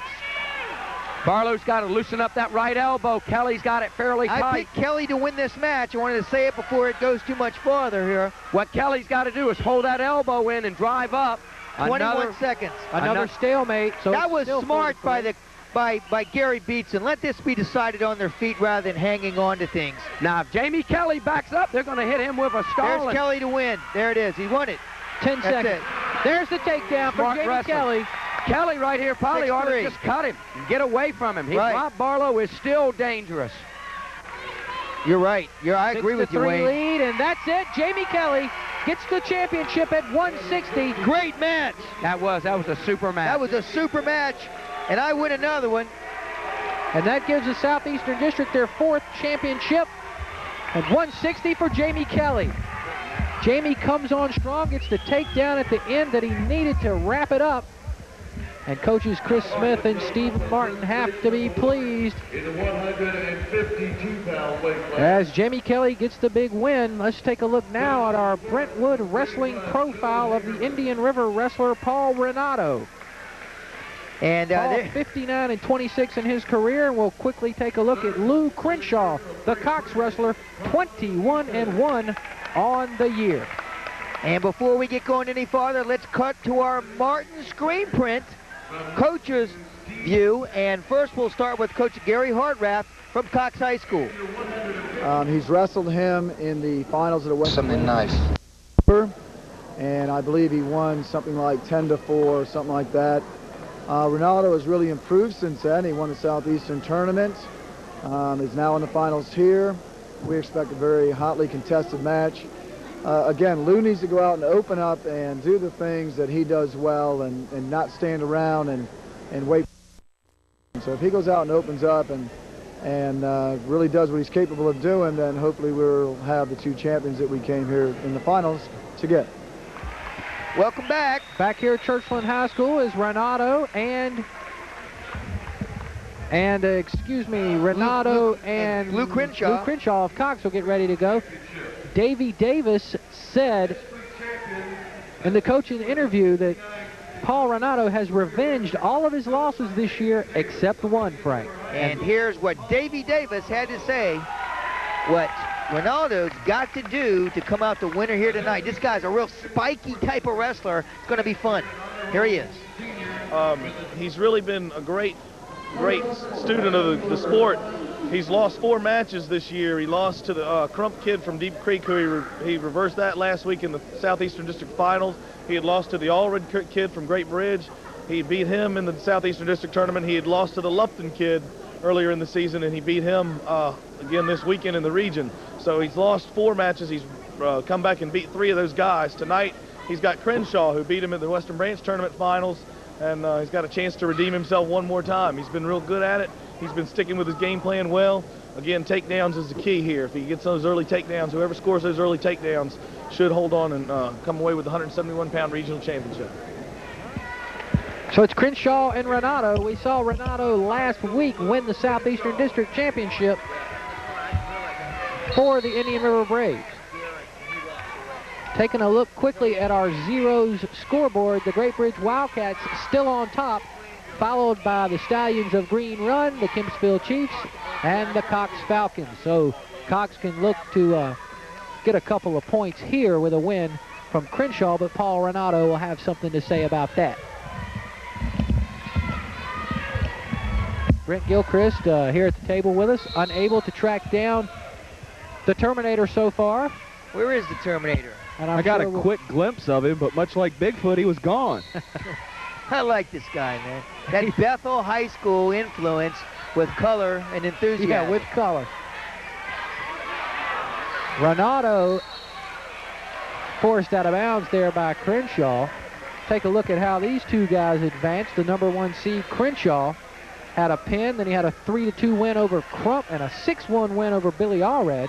Renato, the #1 seed from the Southeastern District, defeated Bradley of Maury, Lupton of Kempsville, I believe, and Christ of Lake Taylor, 5-4 in a close match. George Christ from Lake Taylor works for me. Oh, nice slip to the outside. Pretty. Still no score here, though, Frank. No score. This, I tell you what, Crenshaw got that, is kind of not a, I don't know how to describe him other than he's got a lot of range, but the matches are kind of close a lot. You know, he's makes all of his matches exciting, and he's got a great year. Crenshaw is on the year. We got his Crenshaw on the year, Frank, would be 21 and 1. Still no score, 45 seconds to go in the first period. Hey, we want to tell everybody, be sure and watch us every Saturday at 12 o'clock here on Channel 40. And every Thursday night at 10 o'clock. And we appreciate all your cards and letters and the nice things that everyone has had to say. I've had chance at the regional tournament to chat with a bunch of people from across the region. This telecast will be broadcast across the entire region. We appreciate your interest in these great things these kids are doing, staying out of trouble, involved in high school athletics. Nothing better than that. And we'd like to thank Brent Gilchrist taking time from his busy schedule up there broadcasting Richmond area basketball games. If you're ever up in Richmond, you can catch Brent all over the place. And if you see him on the television, give him a call. He does do a call-in show. Maybe we'll have Frank up there one time to explain to him what this wrestling thing's all about. As I said earlier, wrestling not real big in the central region. It's mainly basketball up there, but I think Frank could convert just about anybody. But we might not have enough telephone lines to accommodate all the calls we'd get. Hey, listen, it's just a matter of appreciating the finer things in life, guys. And once that's been brought out, any novice can be brought around. One of the finer things in life, Frank, one of those Frank Lapoli Polish sausages that I had at the Christmas parade this year. It was Italian sausage. Oh, excuse me, Frank. No problem. Italian sausages. I know. See, it was so good I didn't take I time. just want to go over. Oh, nice reversal there. There is the reversal for the 2-point lead for Renato. First point scored. First point scored. I picked Crenshaw here at 171, and right now I was off to a slow start. I lost my first two, and now I've wheeled off 1, 2, 3, 4, 5, 6, 7, 8 consecutive predictions. Oh, not bad, Frank. Not bad. And I should have listened to my son at 112, but I just thought, I was so impressed with Sanchez over the Bulldog. Renato, the senior in the blue from Indian River, 59-26 in his career. He's having a great senior year. He's 27-4, and he's hanging on to the 2-point lead with 1:28 to go. Here's Crenshaw with the reversal. That's going to tie it up at 2. All the scoring happening in the second period here. Down to 115. And I tell you, the crowd seems to be getting a little more excited as we move up in weight class. I don't know if they're getting a little antsy sitting here in the bleachers, or they love that Barlow-Kelly matchup. Oh, that was good. That was probably our second best match. Going back, overall best match of the night, 119. Absolutely. 119. The man was still winded, the Ferguson wrestler who Brent interviewed. As you take a look at the score there, it's 2-2. Here we're here at 171 on Sports Beat 40.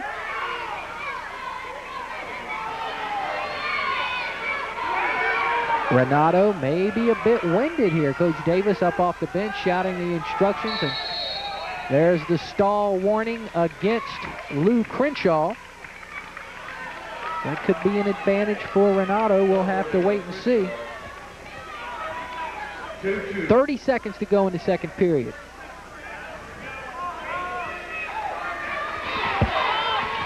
Renato on bottom.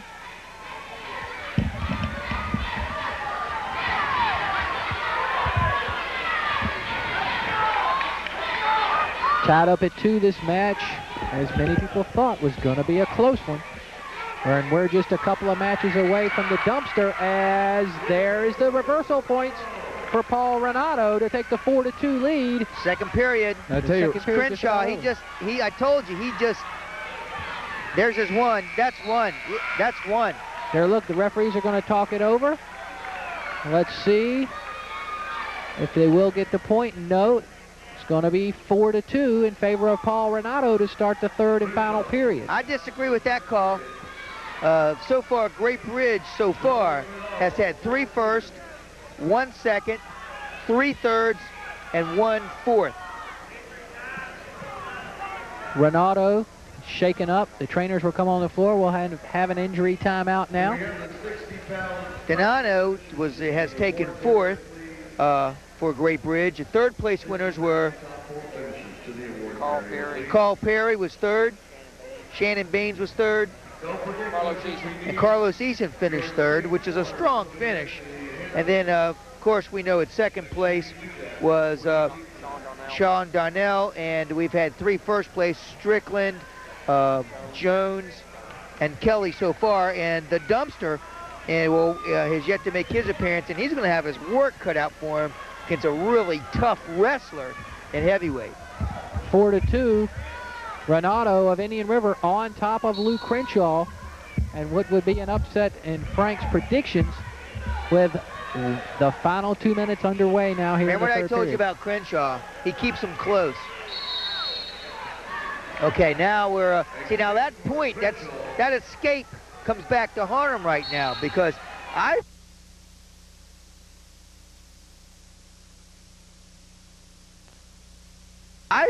thought that was an escape there. I don't know what Wayne thought. He was looking over. Coach Davey Davis said that this guy was a student of the game, and maybe he will get another victory here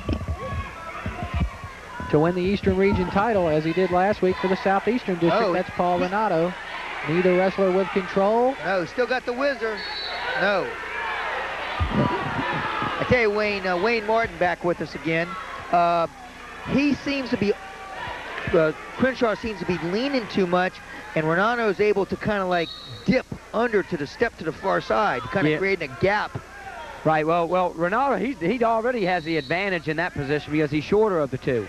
And Right. he doesn't have to dip his low to get down, Frank, obviously. Both wrestlers now have been warned for stalling, and it is 4-3 Renato after an escape for Crenshaw. So both guys have been warned for stalling. 1 minute, 30 seconds to go. Ronaldo is getting the shots off. Crenshaw needs to get something going here. Yeah, Renato, he's right there. I think what he's just trying to do right now is eat up let some tick off the clock. Right. And it worked, because we're down to 58 seconds to go in the third and final period here at 171. Now he's going to Renato take that shot and get that leg. Yeah, Renato, he's backing up a little bit. I think the referees may hit him here if he continues. 48 seconds. That was smart that he did go off the mat there, because he just, again, the ticks are going against Crenshaw. I'm not sure what happened here. I tell you what's going to happen when they start wrestling again. Renato is going to have a little more burst in energy. Yeah, he's real explosive. I think one of his keys is he needs to get back in that single leg like he's done the last couple of shots here. And even if he doesn't convert, I think he's got enough power and strength where he can hold that knee in, get about 15, 20 seconds off the clock before they call a stalemate and put him back on their feet, Frank. Yeah, I agree with you. I'm looking over at Coach Billy Guttermuth and Gary Hartraff, what they're saying to do, and it's pressure him, stay on him, go to an outside sweep and try to get that, if not score, at least get that call, that stalling call. Another injury timeout for Renato will stop the clock with 43 seconds to go in the match, 4-3 in favor of the Indian River Wrestler.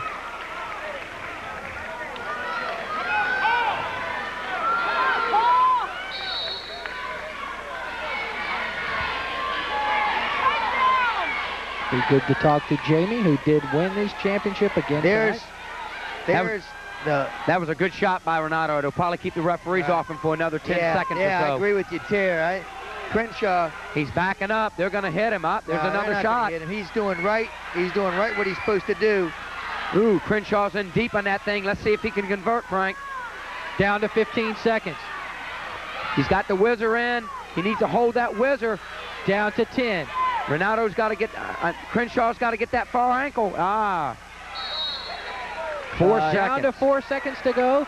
Renato will hold on to the. They don't have enough guts to hit him for stalling. Renato can't back up. He's in good position. And Coach Davey Davis begins the celebration as Paul Renato will win at 171, 4-3. We've seen this guy on back-to-back weeks, Frank, come away with a victory. Yeah, but he broke my string. He broke the string for Frank, and I bet he was not concerned about that, Frank. But he does get the win, an impressive win it is. Well, congratulations to him. He wrestled his match and made it work. He avenges all his losses this year, Frank. Really? The Avenging Angel. Let's look now at 189. Wrestling profile, Derek Lindsay of Princess Anne will go against Jason Davidson of Maury. On the year, Derek Lindsay 11-3, 29-7 in his career. And Jason Davidson, 25-2 on the year, 54 wins in his career. And a little note for you, Jason Davidson, Frank, will attend Eastern Virginia Medical School after graduation. Jason Davidson? How about that? The honor student from Maury High School. Well, I went with the honor student here, and before we get going, let's go with our Martin Screen Print coaches overview and what they said. He said Dave Jacobs from Maury says that Jason Davidson has to do to win the championship tonight.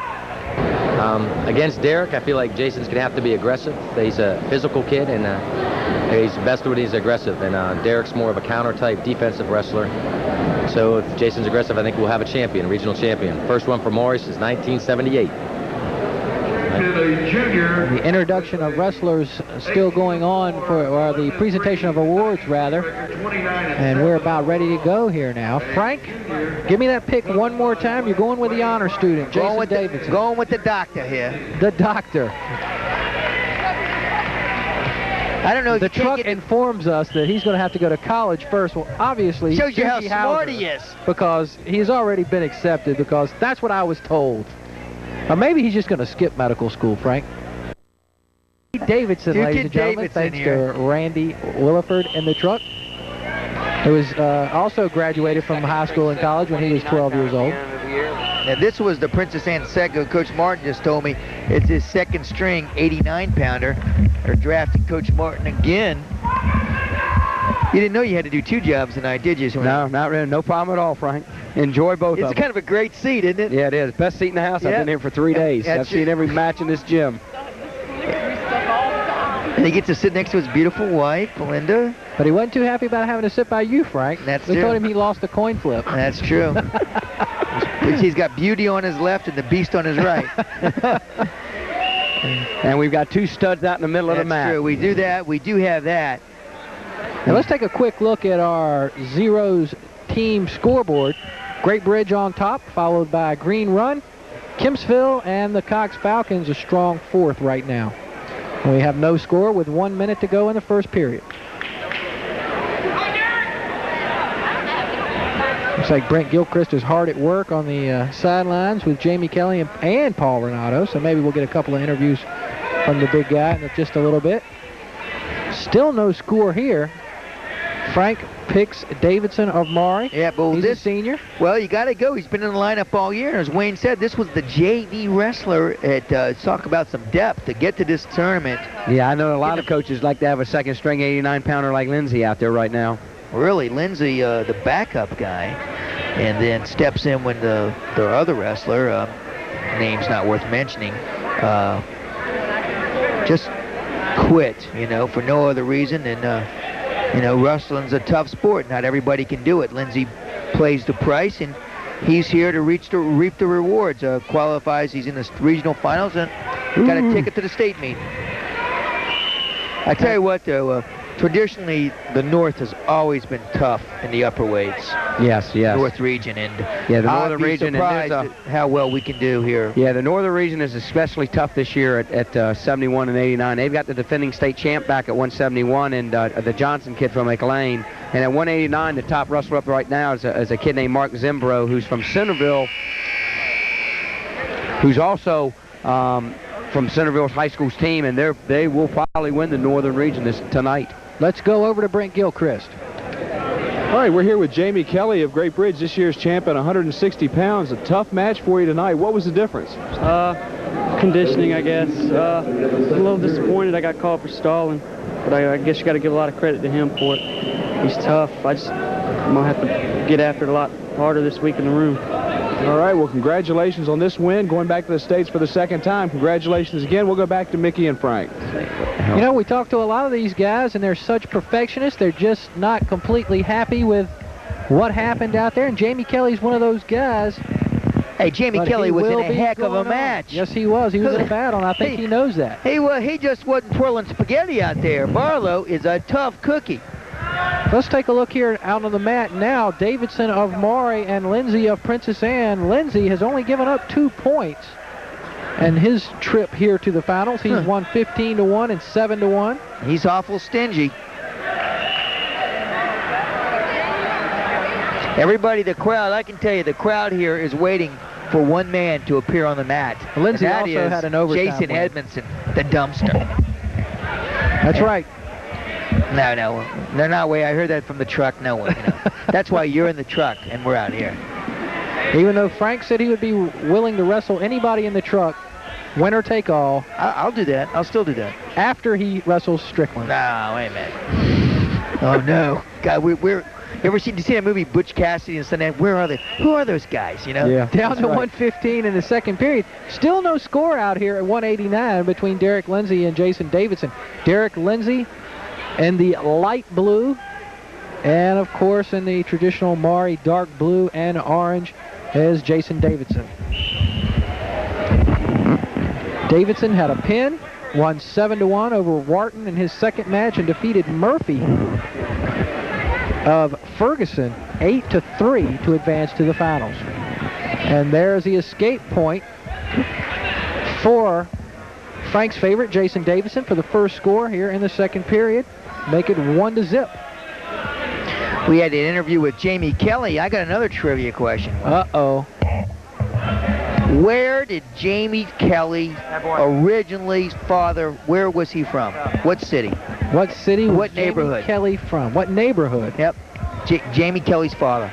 Jamie Kelly's father. Jamie Kelly. Boy, these questions are getting tougher. Hey, our and ocean tougher. view from the truck. Close. Little Creek Road, Halpern Drive. I was going to say and New York it turned City. out, listen to this, we're out in the hall chatting with and the guy comes up, he goes, you don't know me, but we used to, hang together when, when you were named the names of the old boys in the neighborhood, and when we were in, elementary school. It was Jamie Kelly's dad. James Kelly. And I used to be friends, we still are friends. Frank, I'm upset. I didn't do my homework. I should have known this little known fact. Really?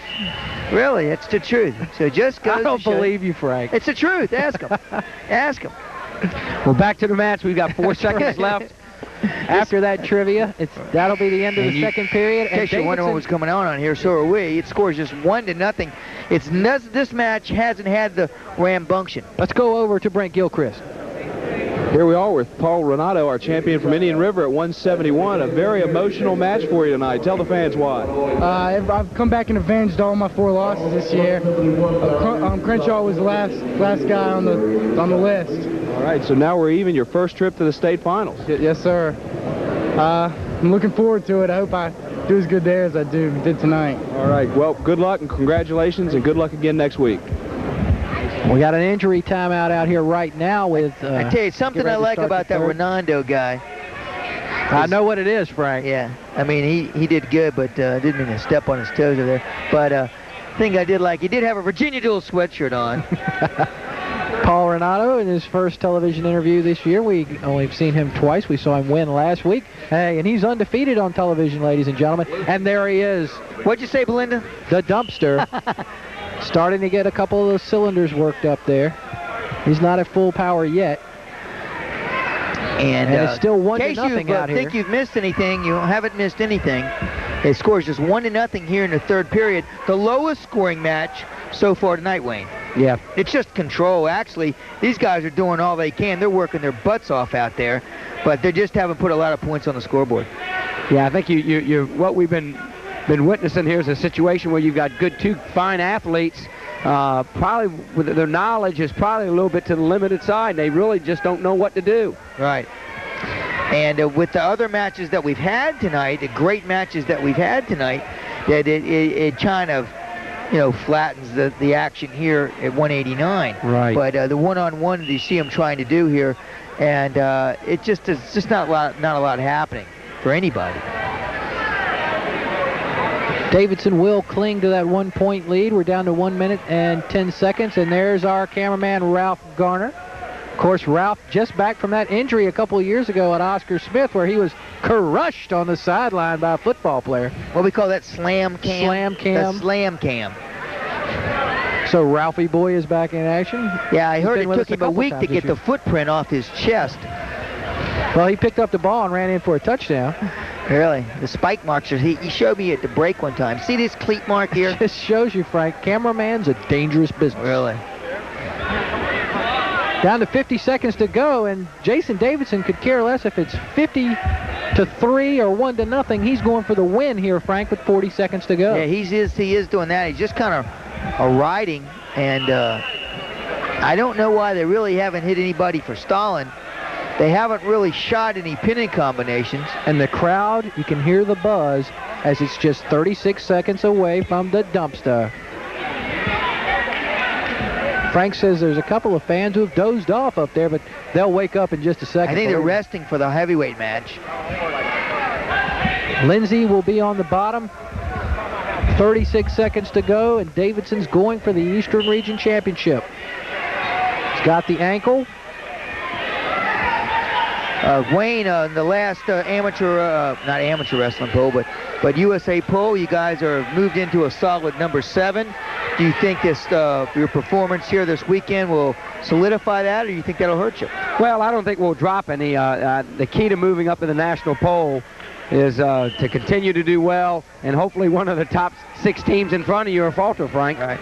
Well, the rematch between Northampton and Nazareth is this weekend in a duel. That'll be interesting. Yeah, that'll be real interesting. Northampton won that squeaker earlier in January, so we'll see if they can duplicate it. Well, watch us get down to 7 seconds now.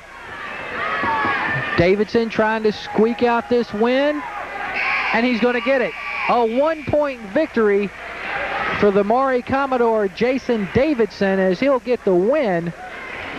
And there you see the final. The number 1 seed from the Eastern region, the Eastern District, will be the number 1 seed in the state tournament at 189. So far I have 9 victories. Now I have 9. Get a look at the Brentwood Wrestling profile. Jason Edmondson on the year has a record, or rather his career, 82 wins against 18 losses. And he'll be going against the junior Marcus Johnson of Ferguson. We've seen a couple of Ferguson wrestlers tonight, and they've been pretty impressive, but, well, they haven't faced the dumpster yet. Well, Jason Edmondson, we call him the dumpster.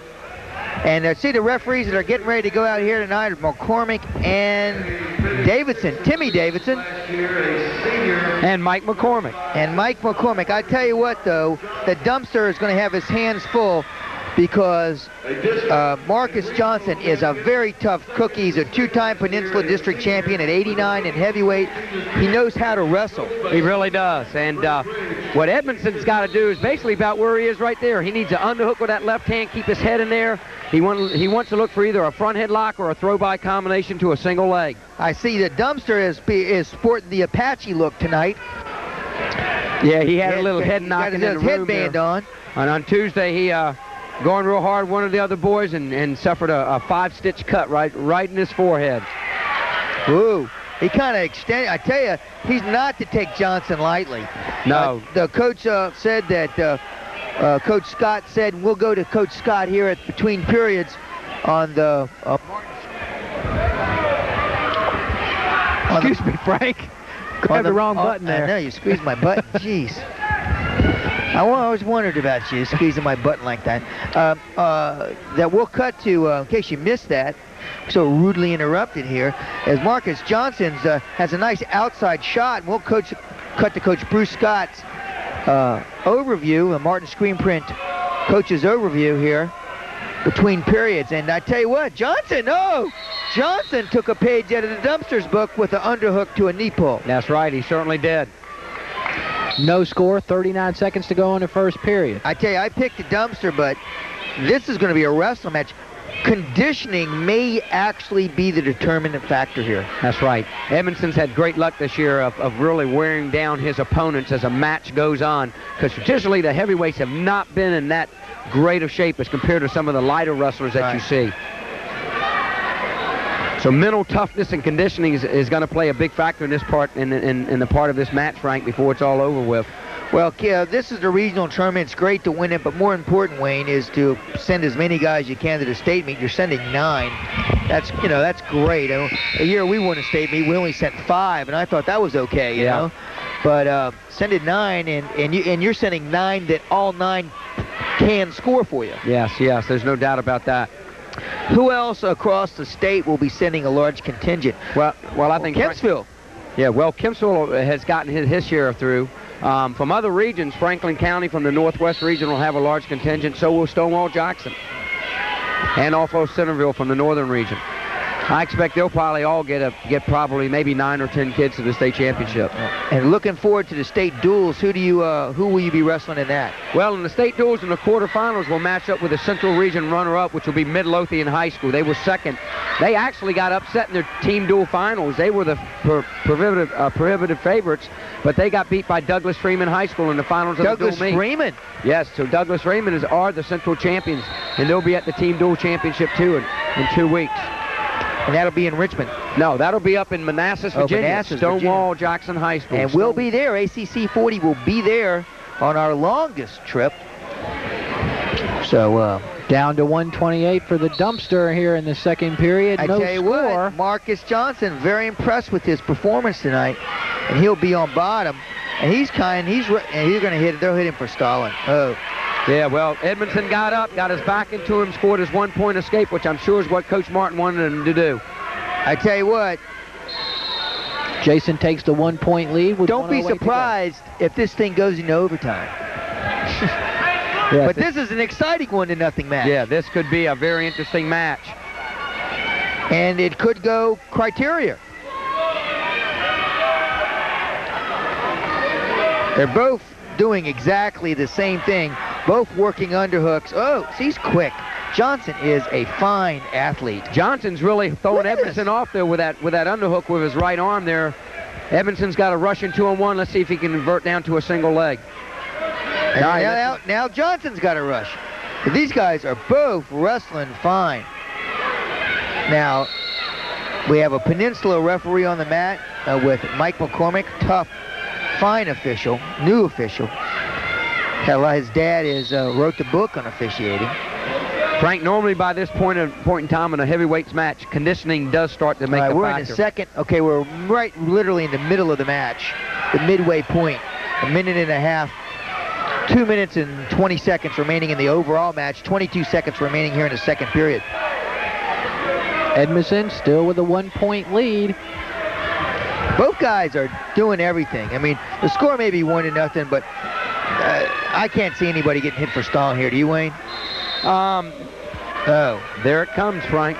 There's the stall warning. The magic word for the Dumpster. Yeah. So warning on Ferguson. Yeah, that's going to mean a lot later. That will. That will mean a lot later. That'll end the second period.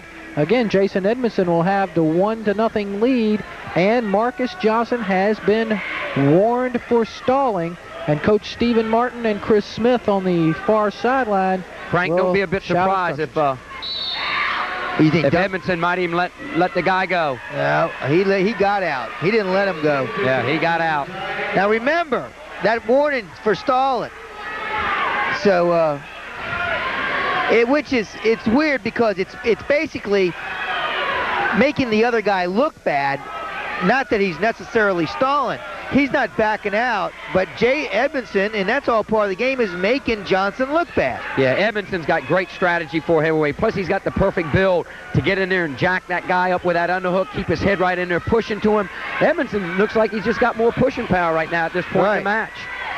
Now, there's the first shot of the night. There it is, the first stalling, second one against Johnson. But that's just Edmondson making Johnson look bad. That's opposed right. to Johnson. And you can see Johnson right now is kind of bent over, reaching out and grabbing his shoe.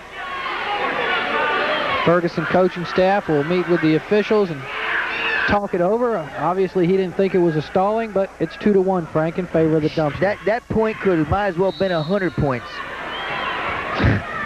Believe me, that 1 point there. Now, at this point in time, Johnson's got to take a legitimate shot now. Right. He's losing the match. He doesn't. Edmondson. There's Edmondson in that little single. Cannot convert, but still has that 2-1 edge. See, remember, the Dumpster hasn't been warned, so everything's going the Dumpster's way right here. And Coach Martin didn't say it here. Strategy here with these big guys, positioning, making the other guy look. There's another attempt. Oh, almost another takedown. can tell See that, the dumpster? Eric, I had my arms around him, and he got out of bounds. Look at that face. Yeah. Come here. Come here. Let me get my hands on you. Get over here. Down to 39 seconds. I think you're going to see Johnson's going to try to take some type of a shot attempt. He's going to have to. The dumpster just master of positioning here. Almost the slam cam I there. think he's here. Edmondson's coming. There it is, right at the slam cam. Whoa! Oh, my. Out of bounds on the floor.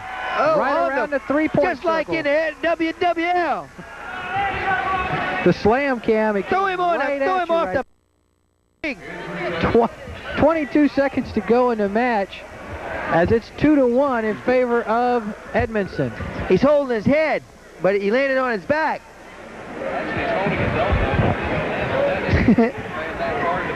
Well, I don't blame him. I mean, it's 22 seconds to go. He's going to catch his breath now. He needs to catch his breath and just go. I mean, what's he going to do? He's going to have to take a shot. Well, I think you're going to see a raging bull come out here in a second in 22 seconds. Right. Take a deep breath. Here we go. Everybody breathe. Here comes Mr. Johnson. And here's the dumpster with the underhook. Watch this. There it is, underhook. He's shooting in, he's driving. Down to 15 seconds. Johnson's got to do something here. The match is going to be over very quickly. Down to 10. Another stall. And there's a stall. No, that was dumpster. Oh, that was for the dumpster to make it 3-1. There it is, the single. Down to 5 seconds. The dumpster. 4 seconds Jason away Edmondson, from the win. There he wins it.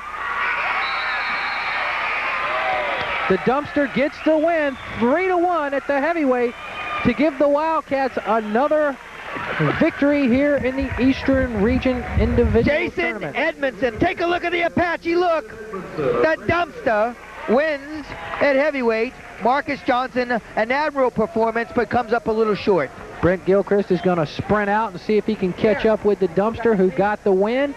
Ask him about that Apache look. He has taken off the Apache look as there's the dumpster right there. There he goes, the dumpster. See if we can get him. And Jason Edmondson, a guy that's never been afraid of a microphone. I'd like to thank our sponsors, Martin Screen Printers in Virginia Beach, of course, Zero's Great Bridge for their scoreboard, and the Brentwood Catering for their wrestler They got a great profiles. restaurant, too. Let's go over to Brent with a dumpster.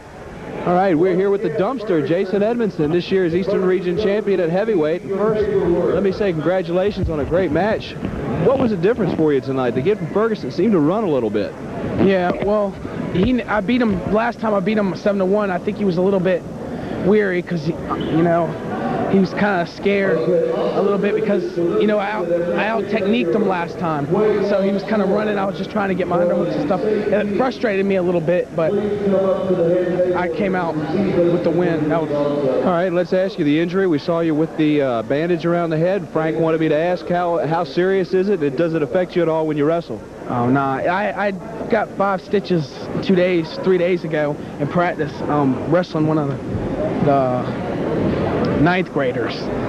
I got kneed in the face, and but it don't affect my wrestling. I just put a bandage over it. It's fine, and plus my adrenaline's pumping and can't feel a thing. Okay, well, congratulations, Eastern Region champion. That's the last word from the dumpster tonight. Let's go back to Mickey and Frank. And that's about the last word from us here tonight from Churchland High School. I'd like to thank Brent again for joining us.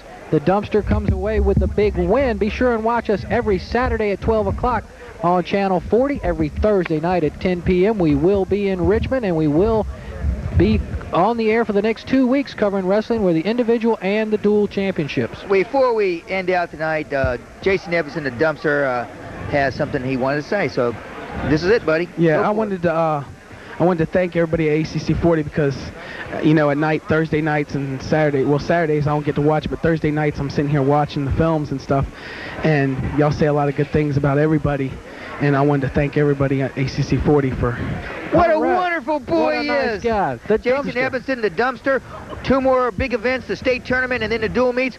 Good luck to you, and after this year, we won't have you to kick around anymore, so good luck to you. Appreciate all the wonderful things you had to say. That wraps it up. That wraps it up, so be with us next week. We'll see you in Richmond. Arena. Meanwhile, his parents in town to see Bobby Hurley pour in